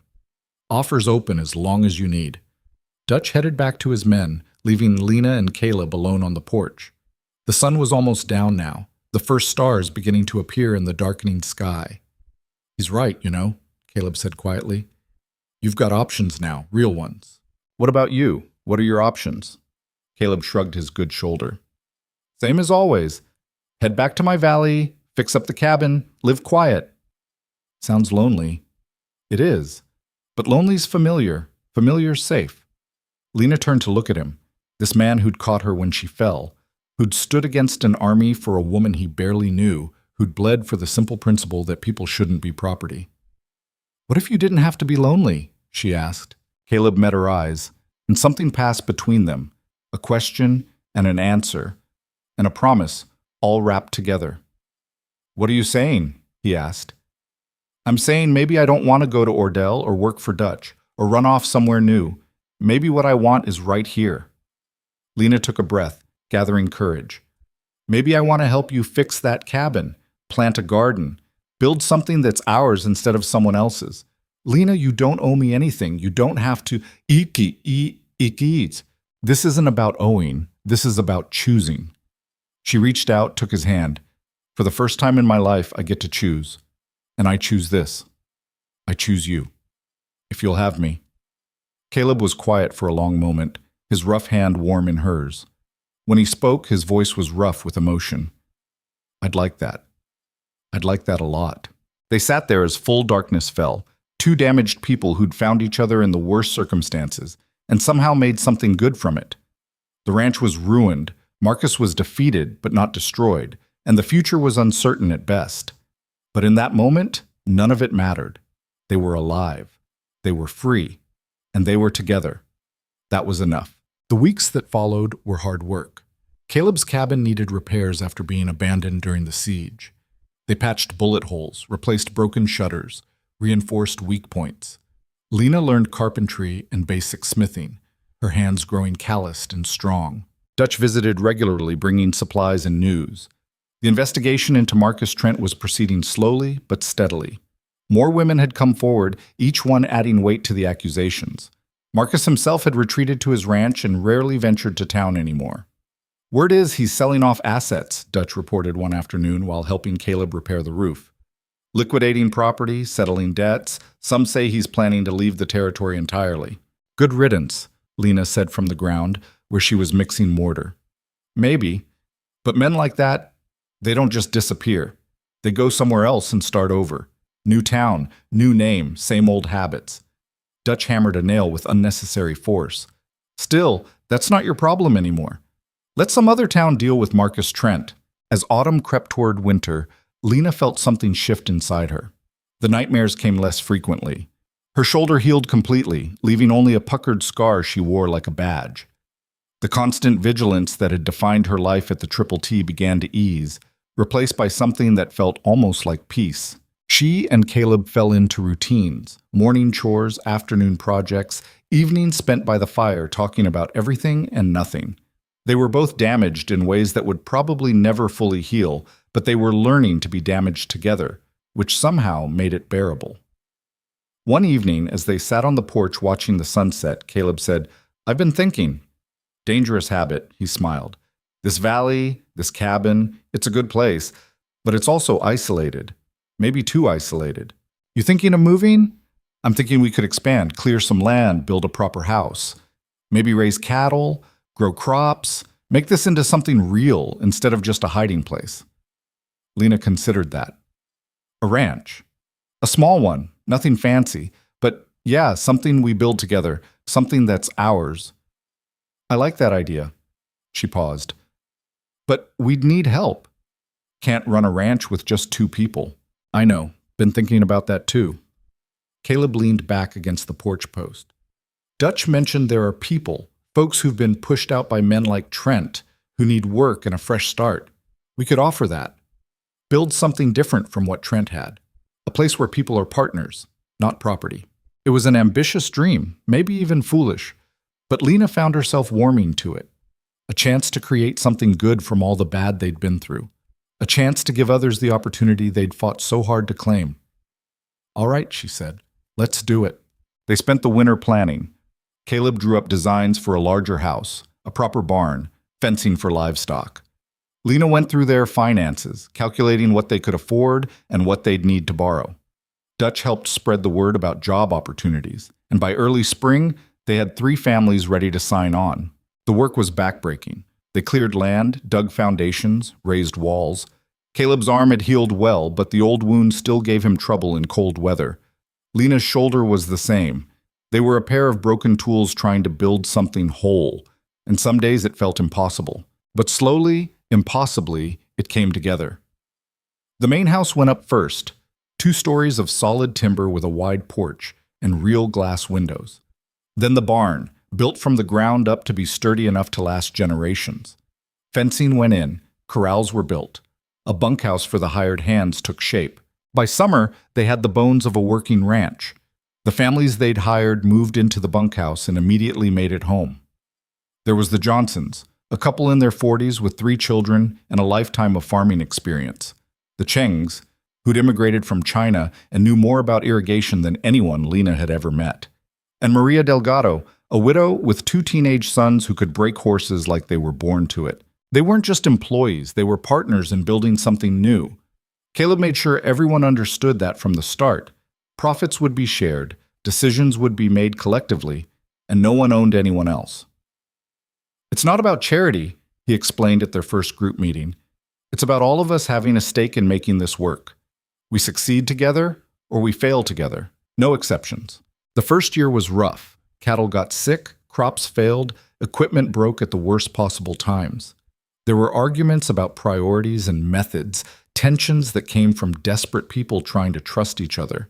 More than once, Lena wondered if they'd bitten off more than they could chew. But they persevered. The second year was better, the third year better still. Slowly, the ranch transformed from a dream into a reality. They registered the property officially, naming it the Cross Ridge Ranch. The name felt right, a joining of two broken things into something stronger. Marcus Trent did eventually leave the territory, selling the Triple T for a fraction of its worth and disappearing into the vastness of the West. Rumor had it he'd gone to California, where no one knew his name and he could start fresh. Lena hoped he'd learned something from his fall, but she doubted it. Men like Marcus didn't change. They just found new victims. The investigation had resulted in charges, but Marcus had fled before trial. There was a warrant out for his arrest, but everyone knew it would never be served. Justice had been served in other ways, through his public humiliation, through the loss of everything he'd built, through the knowledge that he'd been beaten by people he'd considered beneath him. Lena told herself that was enough. Most days, she even believed it. 5 years after that first gunshot in Ordell, Lena stood on the porch of the main house and surveyed what they'd built. The ranch was thriving. Cattle dotted the hillsides, fields grew golden with wheat, children played in the yard while their parents worked. It wasn't perfect. Nothing ever was. But it was theirs, built with blood and sweat and a refusal to be broken. Caleb came out to join her, moving slower than he used to, but still solid and dependable. Gray was creeping into his hair now, and the scars they both carried were permanent fixtures. But his eyes were still that same storm cloud gray, and when he looked at her, she still saw the man who'd caught her when she fell. "Thinking about the past?" he asked. "Thinking about the future, actually." Lena took his hand, placed it on her stomach where a small but unmistakable swell was forming. "Thinking we're going to need to build a nursery." Caleb's eyes went wide. "You're about 3 months along. Doctor confirmed it yesterday when I went to town." He pulled her into his arms, careful of her belly, and Lena felt him shaking. When she looked up, there were tears on his weathered face. "I never imagined." He couldn't seem to finish a sentence. "I know, me neither." Lena wiped his tears with her thumb. "But here we are anyway, building a future whether we planned it or not." "Are you scared?" "Terrified. But I've been scared before and survived it. We both have." She leaned into his embrace. "Besides, this child won't be born into captivity or violence. They'll be born free, on land we fought for, surrounded by people who chose to be here. That's something worth being scared for." Caleb kissed the top of her head. "We'll build that nursery, and a swing set, and maybe expand the schoolhouse so there's room for more children when they come. Getting ambitious in your old age. Getting hopeful. There's a difference." They stood together as the sun set over their land, over the life they'd carved from violence and pain. Tomorrow would bring new challenges. A baby to prepare for, a ranch to run, the endless work of building something that mattered. But tonight, they had this moment, this peace, this hard-won joy that no one could take from them. Marcus Trent had tried to own Lena Cross. He tried to break her, to reduce her to property, to make her believe she was nothing without him. But standing here now, free, loved, carrying new life inside her, she knew the truth. She had never been his. She had always belonged to herself. And that made all the difference in the world. The nursery took shape over the following months, built into the northeast corner of the main house where morning light would stream through the windows. Caleb insisted on doing most of the work himself, despite his healing arm and Lena's protests that he was being ridiculous. "I can hire someone," she argued, watching him sand down rough edges on a cradle he'd been building for weeks. "I know you can, but this is something I want to do." He ran his hand over the wood, checking for splinters. "This child, our child, deserves something made with care, not just money." Lena understood that impulse, even if it frustrated her. They'd both spent so much of their lives having things done to them, decided for them, that choosing to create something with their own hands felt important, necessary, even. The pregnancy wasn't easy. Lena had morning sickness that lasted well into the afternoon, her body aching in new and unexpected ways. Some days she couldn't keep food down. Other days she was ravenous, eating enough for 3 people and still feeling hollow. The ranch work didn't stop just because she was carrying a child, and she pushed herself harder than she probably should have. Maria Delgado was the one who finally put a stop to it. She found Lena trying to mend fence posts in the south pasture and physically removed the tools from her hands. "You're done," Maria said flatly. "Go inside, put your feet up, and stop being stubborn." "I'm fine. I can work." "I'm sure you can. Doesn't mean you should." Maria's expression softened. "I've had 2 children, Lena. I know what you're feeling, like if you slow down, if you admit you need help, it means you're weak. But that's garbage. Being pregnant is hard enough without adding foolish pride to it." Lena wanted to argue, but Maria's words hit too close to home. She had been pushing herself to prove something, though she wasn't entirely sure what. That she was still strong? That she hadn't gone soft? That she could handle anything life threw at her? "I don't know how to just sit still," Lena admitted. "Then learn. Because that baby doesn't care how tough you are. It just needs you healthy." Maria took her arm, guiding her back toward the house. "Besides, there are plenty of things you can do sitting down. Books need balancing, supplies need ordering, and I've been meaning to ask your advice on expanding the irrigation system." So Lena learned to delegate, to trust others with tasks she'd normally handle herself. It was harder than she'd expected, watching other people do things differently than she would have. But the ranch kept running, sometimes even better without her micromanaging every detail. The Chengs proved invaluable with the irrigation expansion, designing a system that would water twice the acreage with half the effort.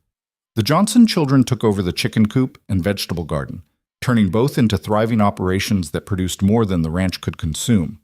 They started selling eggs and produce in Ordell, establishing the Cross Ridge name as synonymous with quality. Even Dutch got involved, stopping by once a week with his wagon full of supplies and his head full of advice.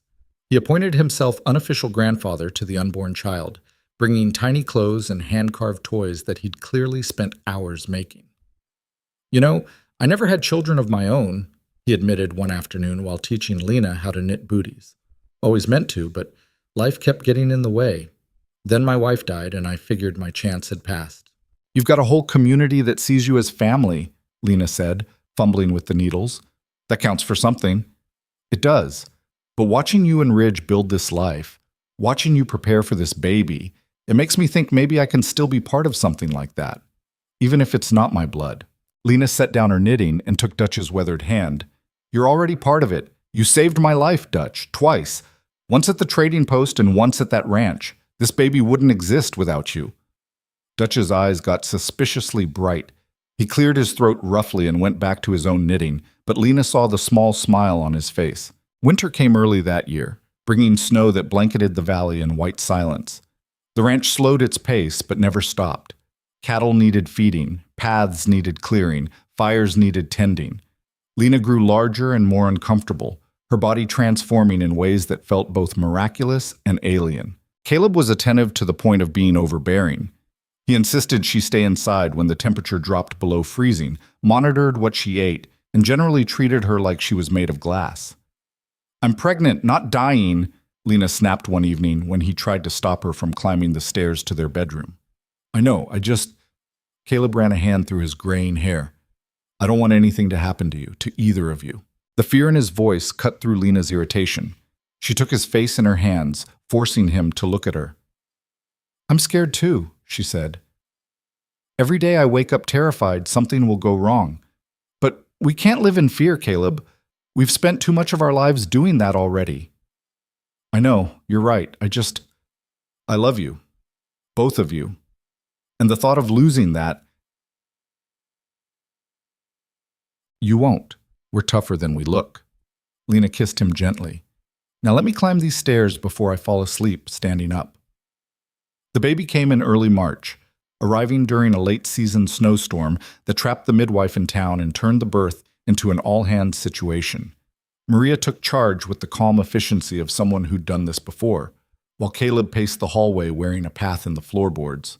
The labor was long and brutal. Lena had thought she understood pain after being shot, after the fights and the hardship. But this was different. This was her body tearing itself apart to create new life, and there was nothing to do but endure it. "You're doing great," Maria said, wiping Lena's sweat-soaked face. "Just a little longer. I can't. Yes, you can. You're the woman who stared down Marcus Trent and lived. You can do this. And somehow she did. As dawn broke over the snow-covered valley, a baby's cry split the air, strong and angry and absolutely perfect. It's a girl, Maria announced, placing the squirming, red-faced infant on Lena's chest. A healthy, angry girl. Lena looked down at her daughter, at the tiny fists and scrunched-up face, an impossible amount of dark hair, and felt something shift in her soul. This was her child. Not Marcus's, not anyone else's.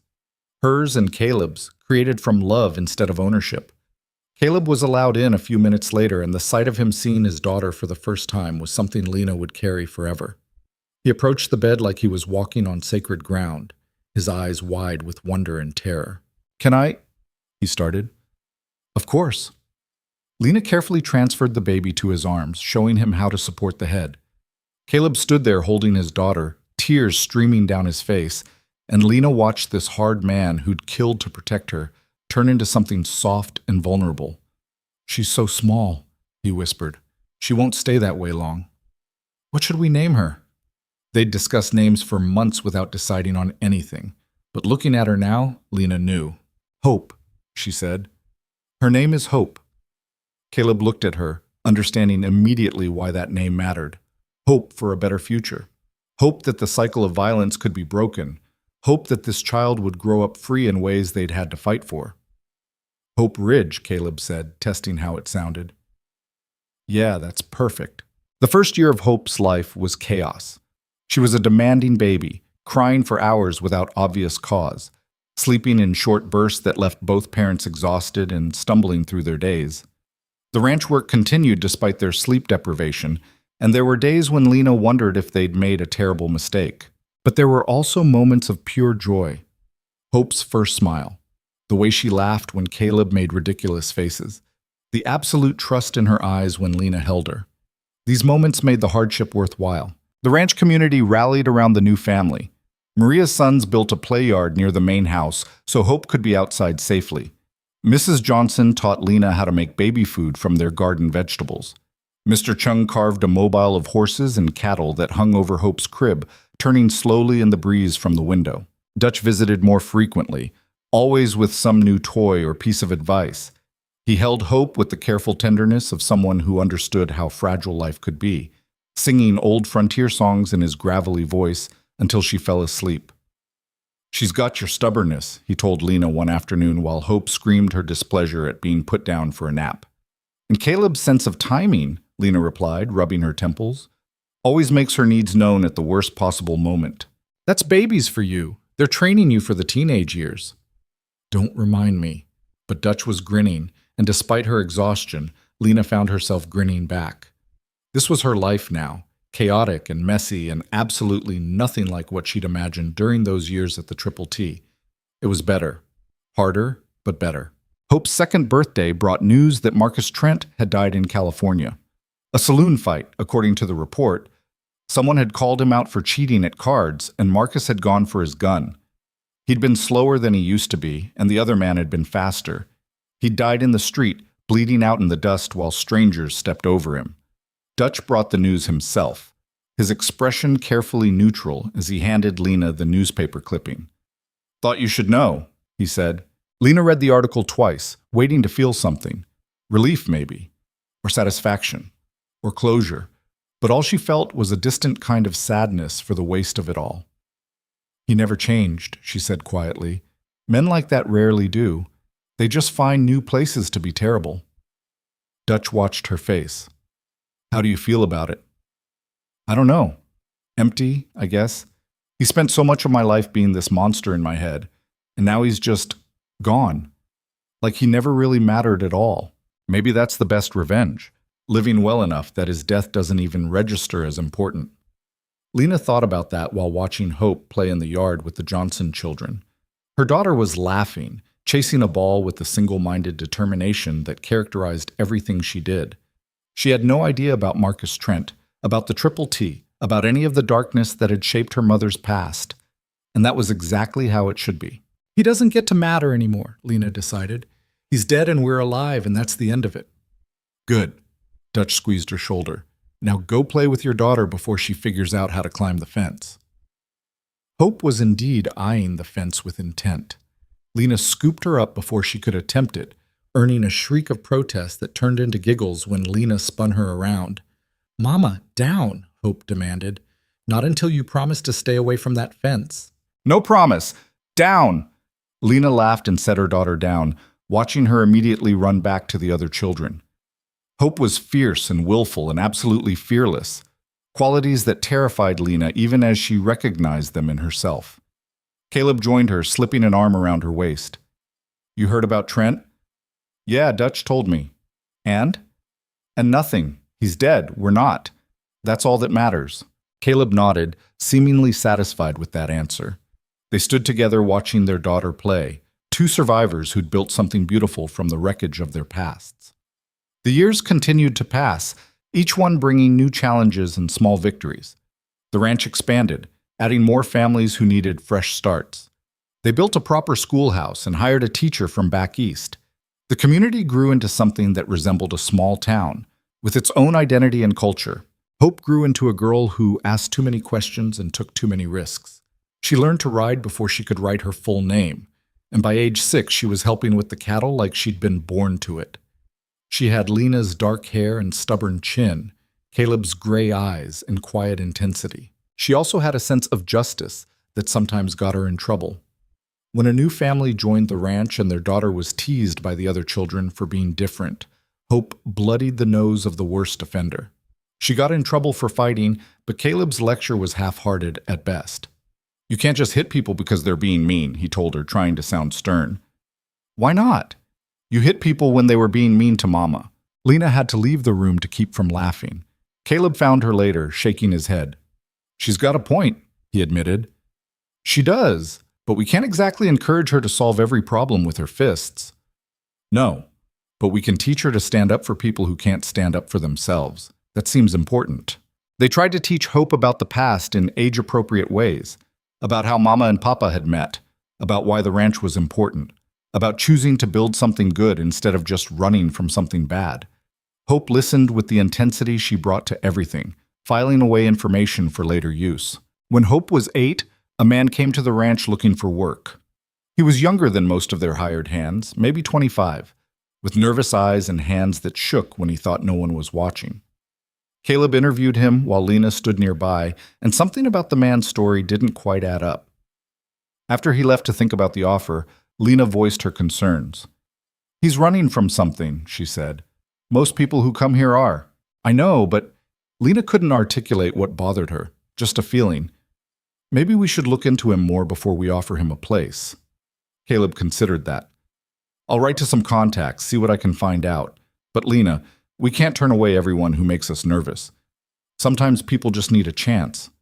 And sometimes they're dangerous." "True, but we were dangerous once too. You shot a man. I killed several. Who were we to deserve a second chance?"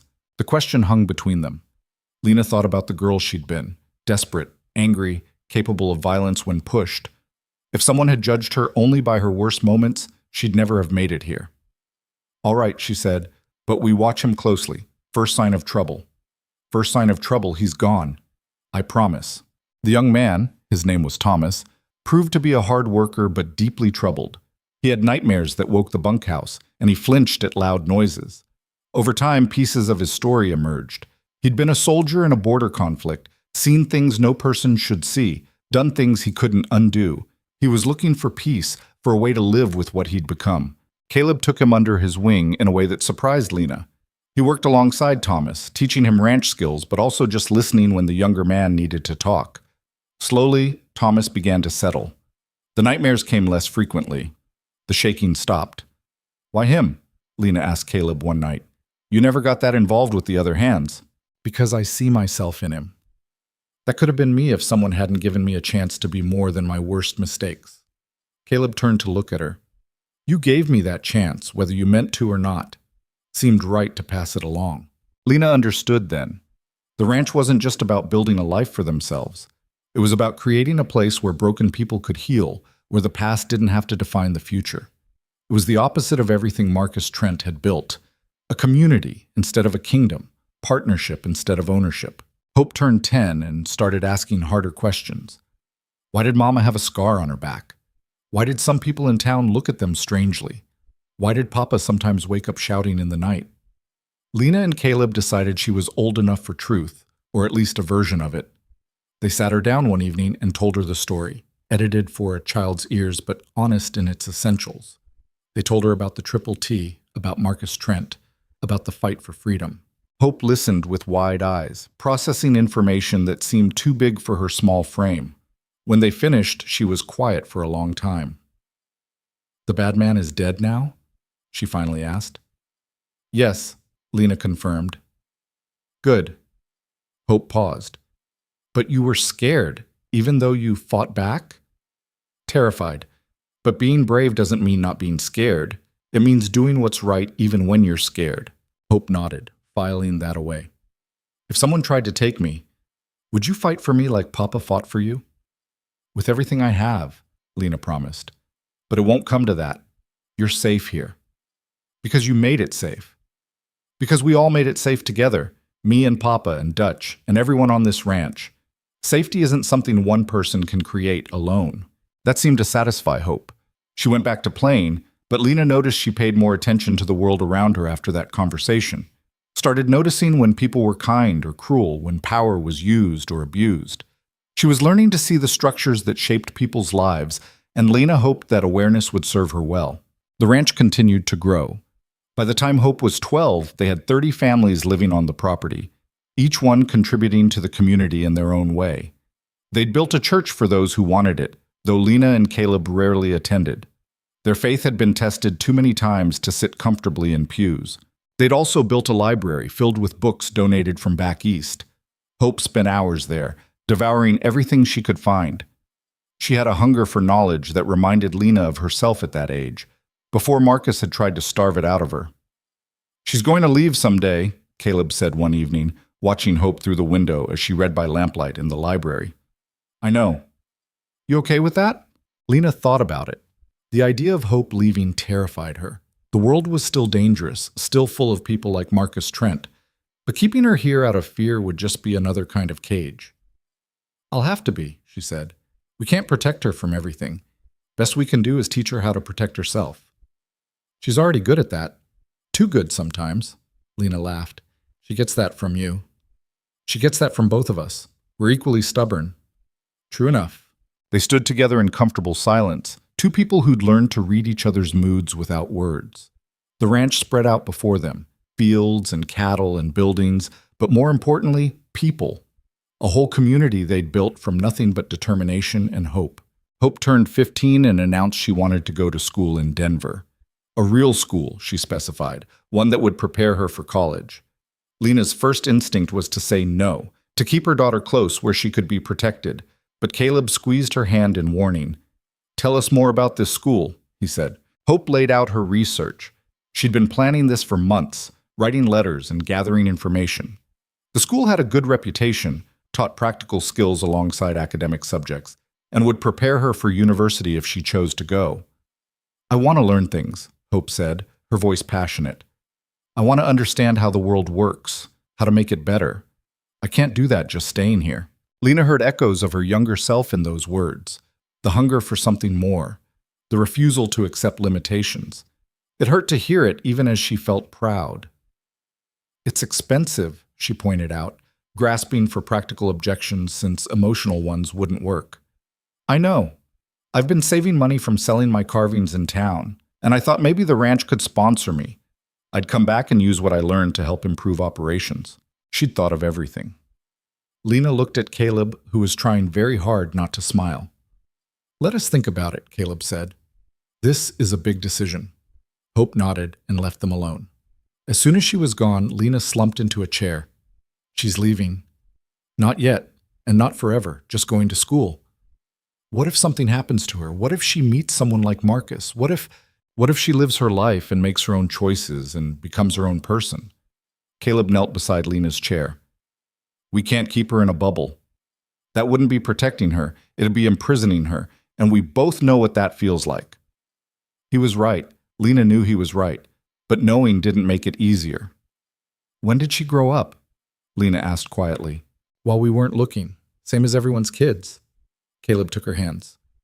But we raised her right. She's smart and strong, and she knows her own worth. That's the best protection we could ever give her. They let Hope go to Denver, though Lena cried for 2 days after dropping her off.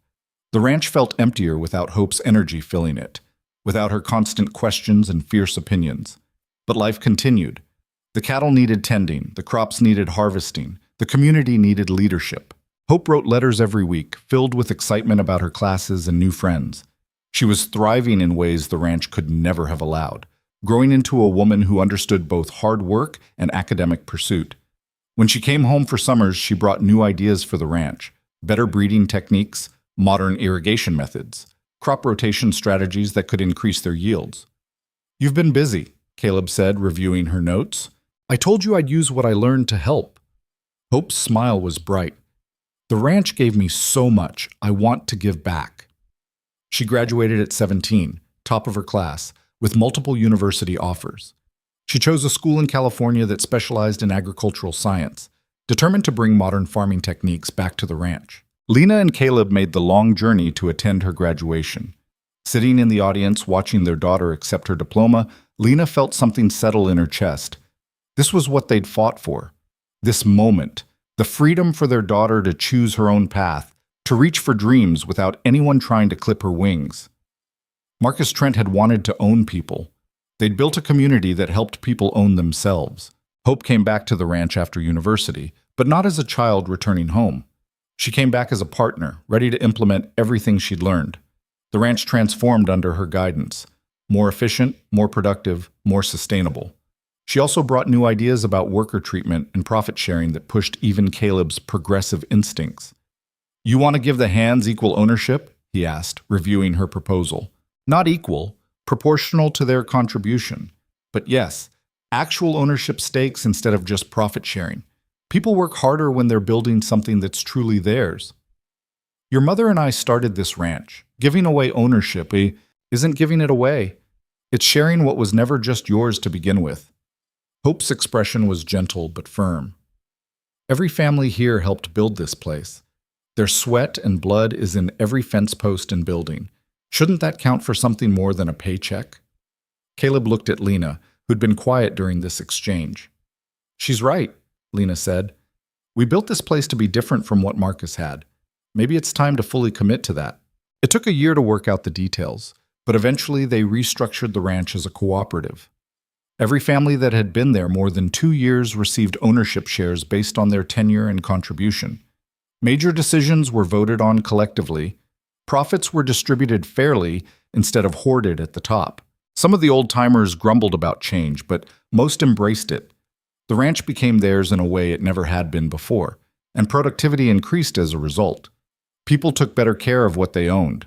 Hope was 25 when she met Daniel Chen, grandson of the original Chengs who'd helped establish the ranch's irrigation system. He was an engineer working on railroad expansion through the territory, but he fell in love with both Hope and the ranch. They married in a ceremony that brought together everyone from the community, a celebration that lasted 2 days and left everyone exhausted and happy. Lena watched her daughter dance with her new husband and felt the circle completing itself. Hope had everything Lena had fought for: choice, love, freedom, safety. The cycle had been broken. The chain that bound women to men like Marcus Trent had been shattered. Caleb found her standing alone, watching the celebration. "You're crying," he observed. "Happy tears. I didn't think I'd live to see this." "See what?" "Hope. Dancing with someone she chose, someone who sees her as an equal, building a life on her own terms." Lena wiped her eyes. "When I was her age, I was property. I couldn't imagine a future where I'd be anything else. And now here's our daughter, free in ways I couldn't even dream of." Caleb pulled her close. "You made that possible." "We made it possible, together." Lena leaned into his embrace.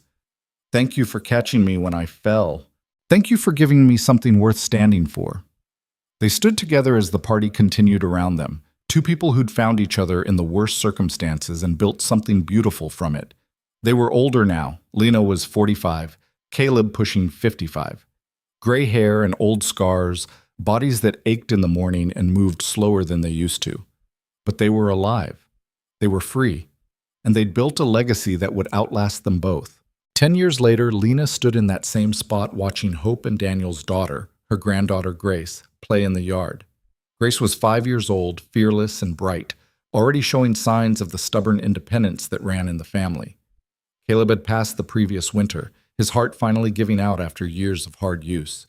He died in their bed with Lena holding his hand, his last words a whispered "thank you" that encompassed everything they'd been to each other. Lena missed him every day, but she also knew he'd lived a full life, a good life, a life that mattered. He'd died free and loved, surrounded by community he'd helped build. That was more than most people got. She was 60 now, her body showing every year she'd lived. Her shoulder still ached in cold weather, a permanent reminder of the bullet that had started everything. But she could still ride, still work, still contribute to the ranch that had become her life's work. Hope came to stand beside her, following her gaze to where Grace was attempting to climb a tree. "She reminds me of you at that age," Lena said. "Stubborn and reckless? Determined and fearless. There's a difference." Hope smiled. "Are you sure you don't want to move into town? The winters are hard out here, and you're not getting any younger." "I'm staying right here. This ranch is my home. I'm not leaving it until they carry me out." Stubborn. Determined. There's a difference. Lena echoed Hope's earlier words, making her daughter laugh. They watched Grace together in comfortable silence. The ranch continued around them, cattle lowing in the distance, people going about their work, the rhythms of life that had become as familiar as breathing. "Do you ever regret it?" Hope asked suddenly. "Everything you went through to get here?" Lena thought about that question honestly. Did she regret the pain, the fear, the violence? Did she regret being shot, hunted, forced to kill to survive? "No," she said finally, "because all of it led me here. To this ranch, to your father, to you and Grace, and this whole community. The path was hard, but the destination was worth it. Even losing Papa? Even that. Because I had 40 years with a man who saw me as an equal, who fought beside me instead of controlling me. Do you know how rare that is? How precious?" Lena's eyes filled with tears. "I'd rather have 40 years of real love than 100 years of comfortable slavery." Hope took her hand, squeezed gently. "He'd be proud of what we've built. He'd be proud of what you've built. I'm just still here. You're not just anything, Mama. You're the foundation all of this rests on." Lena looked around the ranch, at the buildings and fields, the people and animals, the whole thriving community that had grown from two desperate people refusing to give up. She thought about Marcus Trent rotting in a California grave, his empire scattered and forgotten. She thought about all the women who disappeared into his darkness and never escaped. She thought about the fact that she had escaped, that she'd not only survived but built something that would outlast everyone who'd tried to destroy her. "Maybe I am," she admitted. "Maybe that's enough." Grace ran up to them, dirt on her face and triumph in her eyes. "Grandma, I climbed to the top. Did you see?" "I saw. You were very brave." Papa Caleb always said being brave means doing things even when you're scared. Was I scared? I don't think I was scared. Lena knelt down despite her aching knees, looking her granddaughter in the eyes. Being brave doesn't always mean being scared. Sometimes it just means trying something new, something hard, something no one's done before. You climbed that tree when no one told you to, when no one made you. That's brave. Grace considered this seriously. "Will you teach me more brave things?" "Every day. But first, let's get you cleaned up before your mother sees how dirty you are." Grace took her hand, chattering about trees and birds and all the wonders she'd seen from the top. Lena listened with half her attention, while the other half marveled at the miracle of this moment, that she could stand here, free and whole, teaching her granddaughter about courage and choice. That night, sitting alone on her porch as the sun set over the valley, Lena allowed herself to fully remember everything. Marcus Trent's face, Samuel's bullet, the terror of being hunted, the desperate fight for survival, the men she'd killed, the blood and fear and endless grinding struggle. She also remembered Caleb catching her as she fell, his steady hand stitching her wound, the way he'd looked at her like she mattered, building the cabin, fortifying the ranch, standing together against impossible odds. Hope's birth, her first steps, her graduation, her wedding, Grace's arrival. All of it connected, The pain and the joy, the loss and the gain, the violence and the peace. You couldn't have one without the other. The hard parts had shaped her into someone strong enough to build something good. Marcus Trent had tried to own her, to break her, to reduce her to nothing. But in his failure, he'd inadvertently created his opposite, a woman who would spend her life ensuring no one else suffered what she had. A woman who would build community instead of kingdoms, partnership instead of property, freedom instead of chains. In the end, that was the best revenge. Not his death in some California street, but her life. This thriving, messy, beautiful life that proved people could be more than their worst moments. That broken things could be mended. That chains could be broken. Lena Cross had been shot in the back while running from a man who believed he owned her, but she'd been caught by someone who believed she deserved freedom. And from that moment, from that single instant when Caleb Ridge chose to help instead of turn away, everything had changed. The ranch spread out before her in the fading light, solid and real and utterly hers.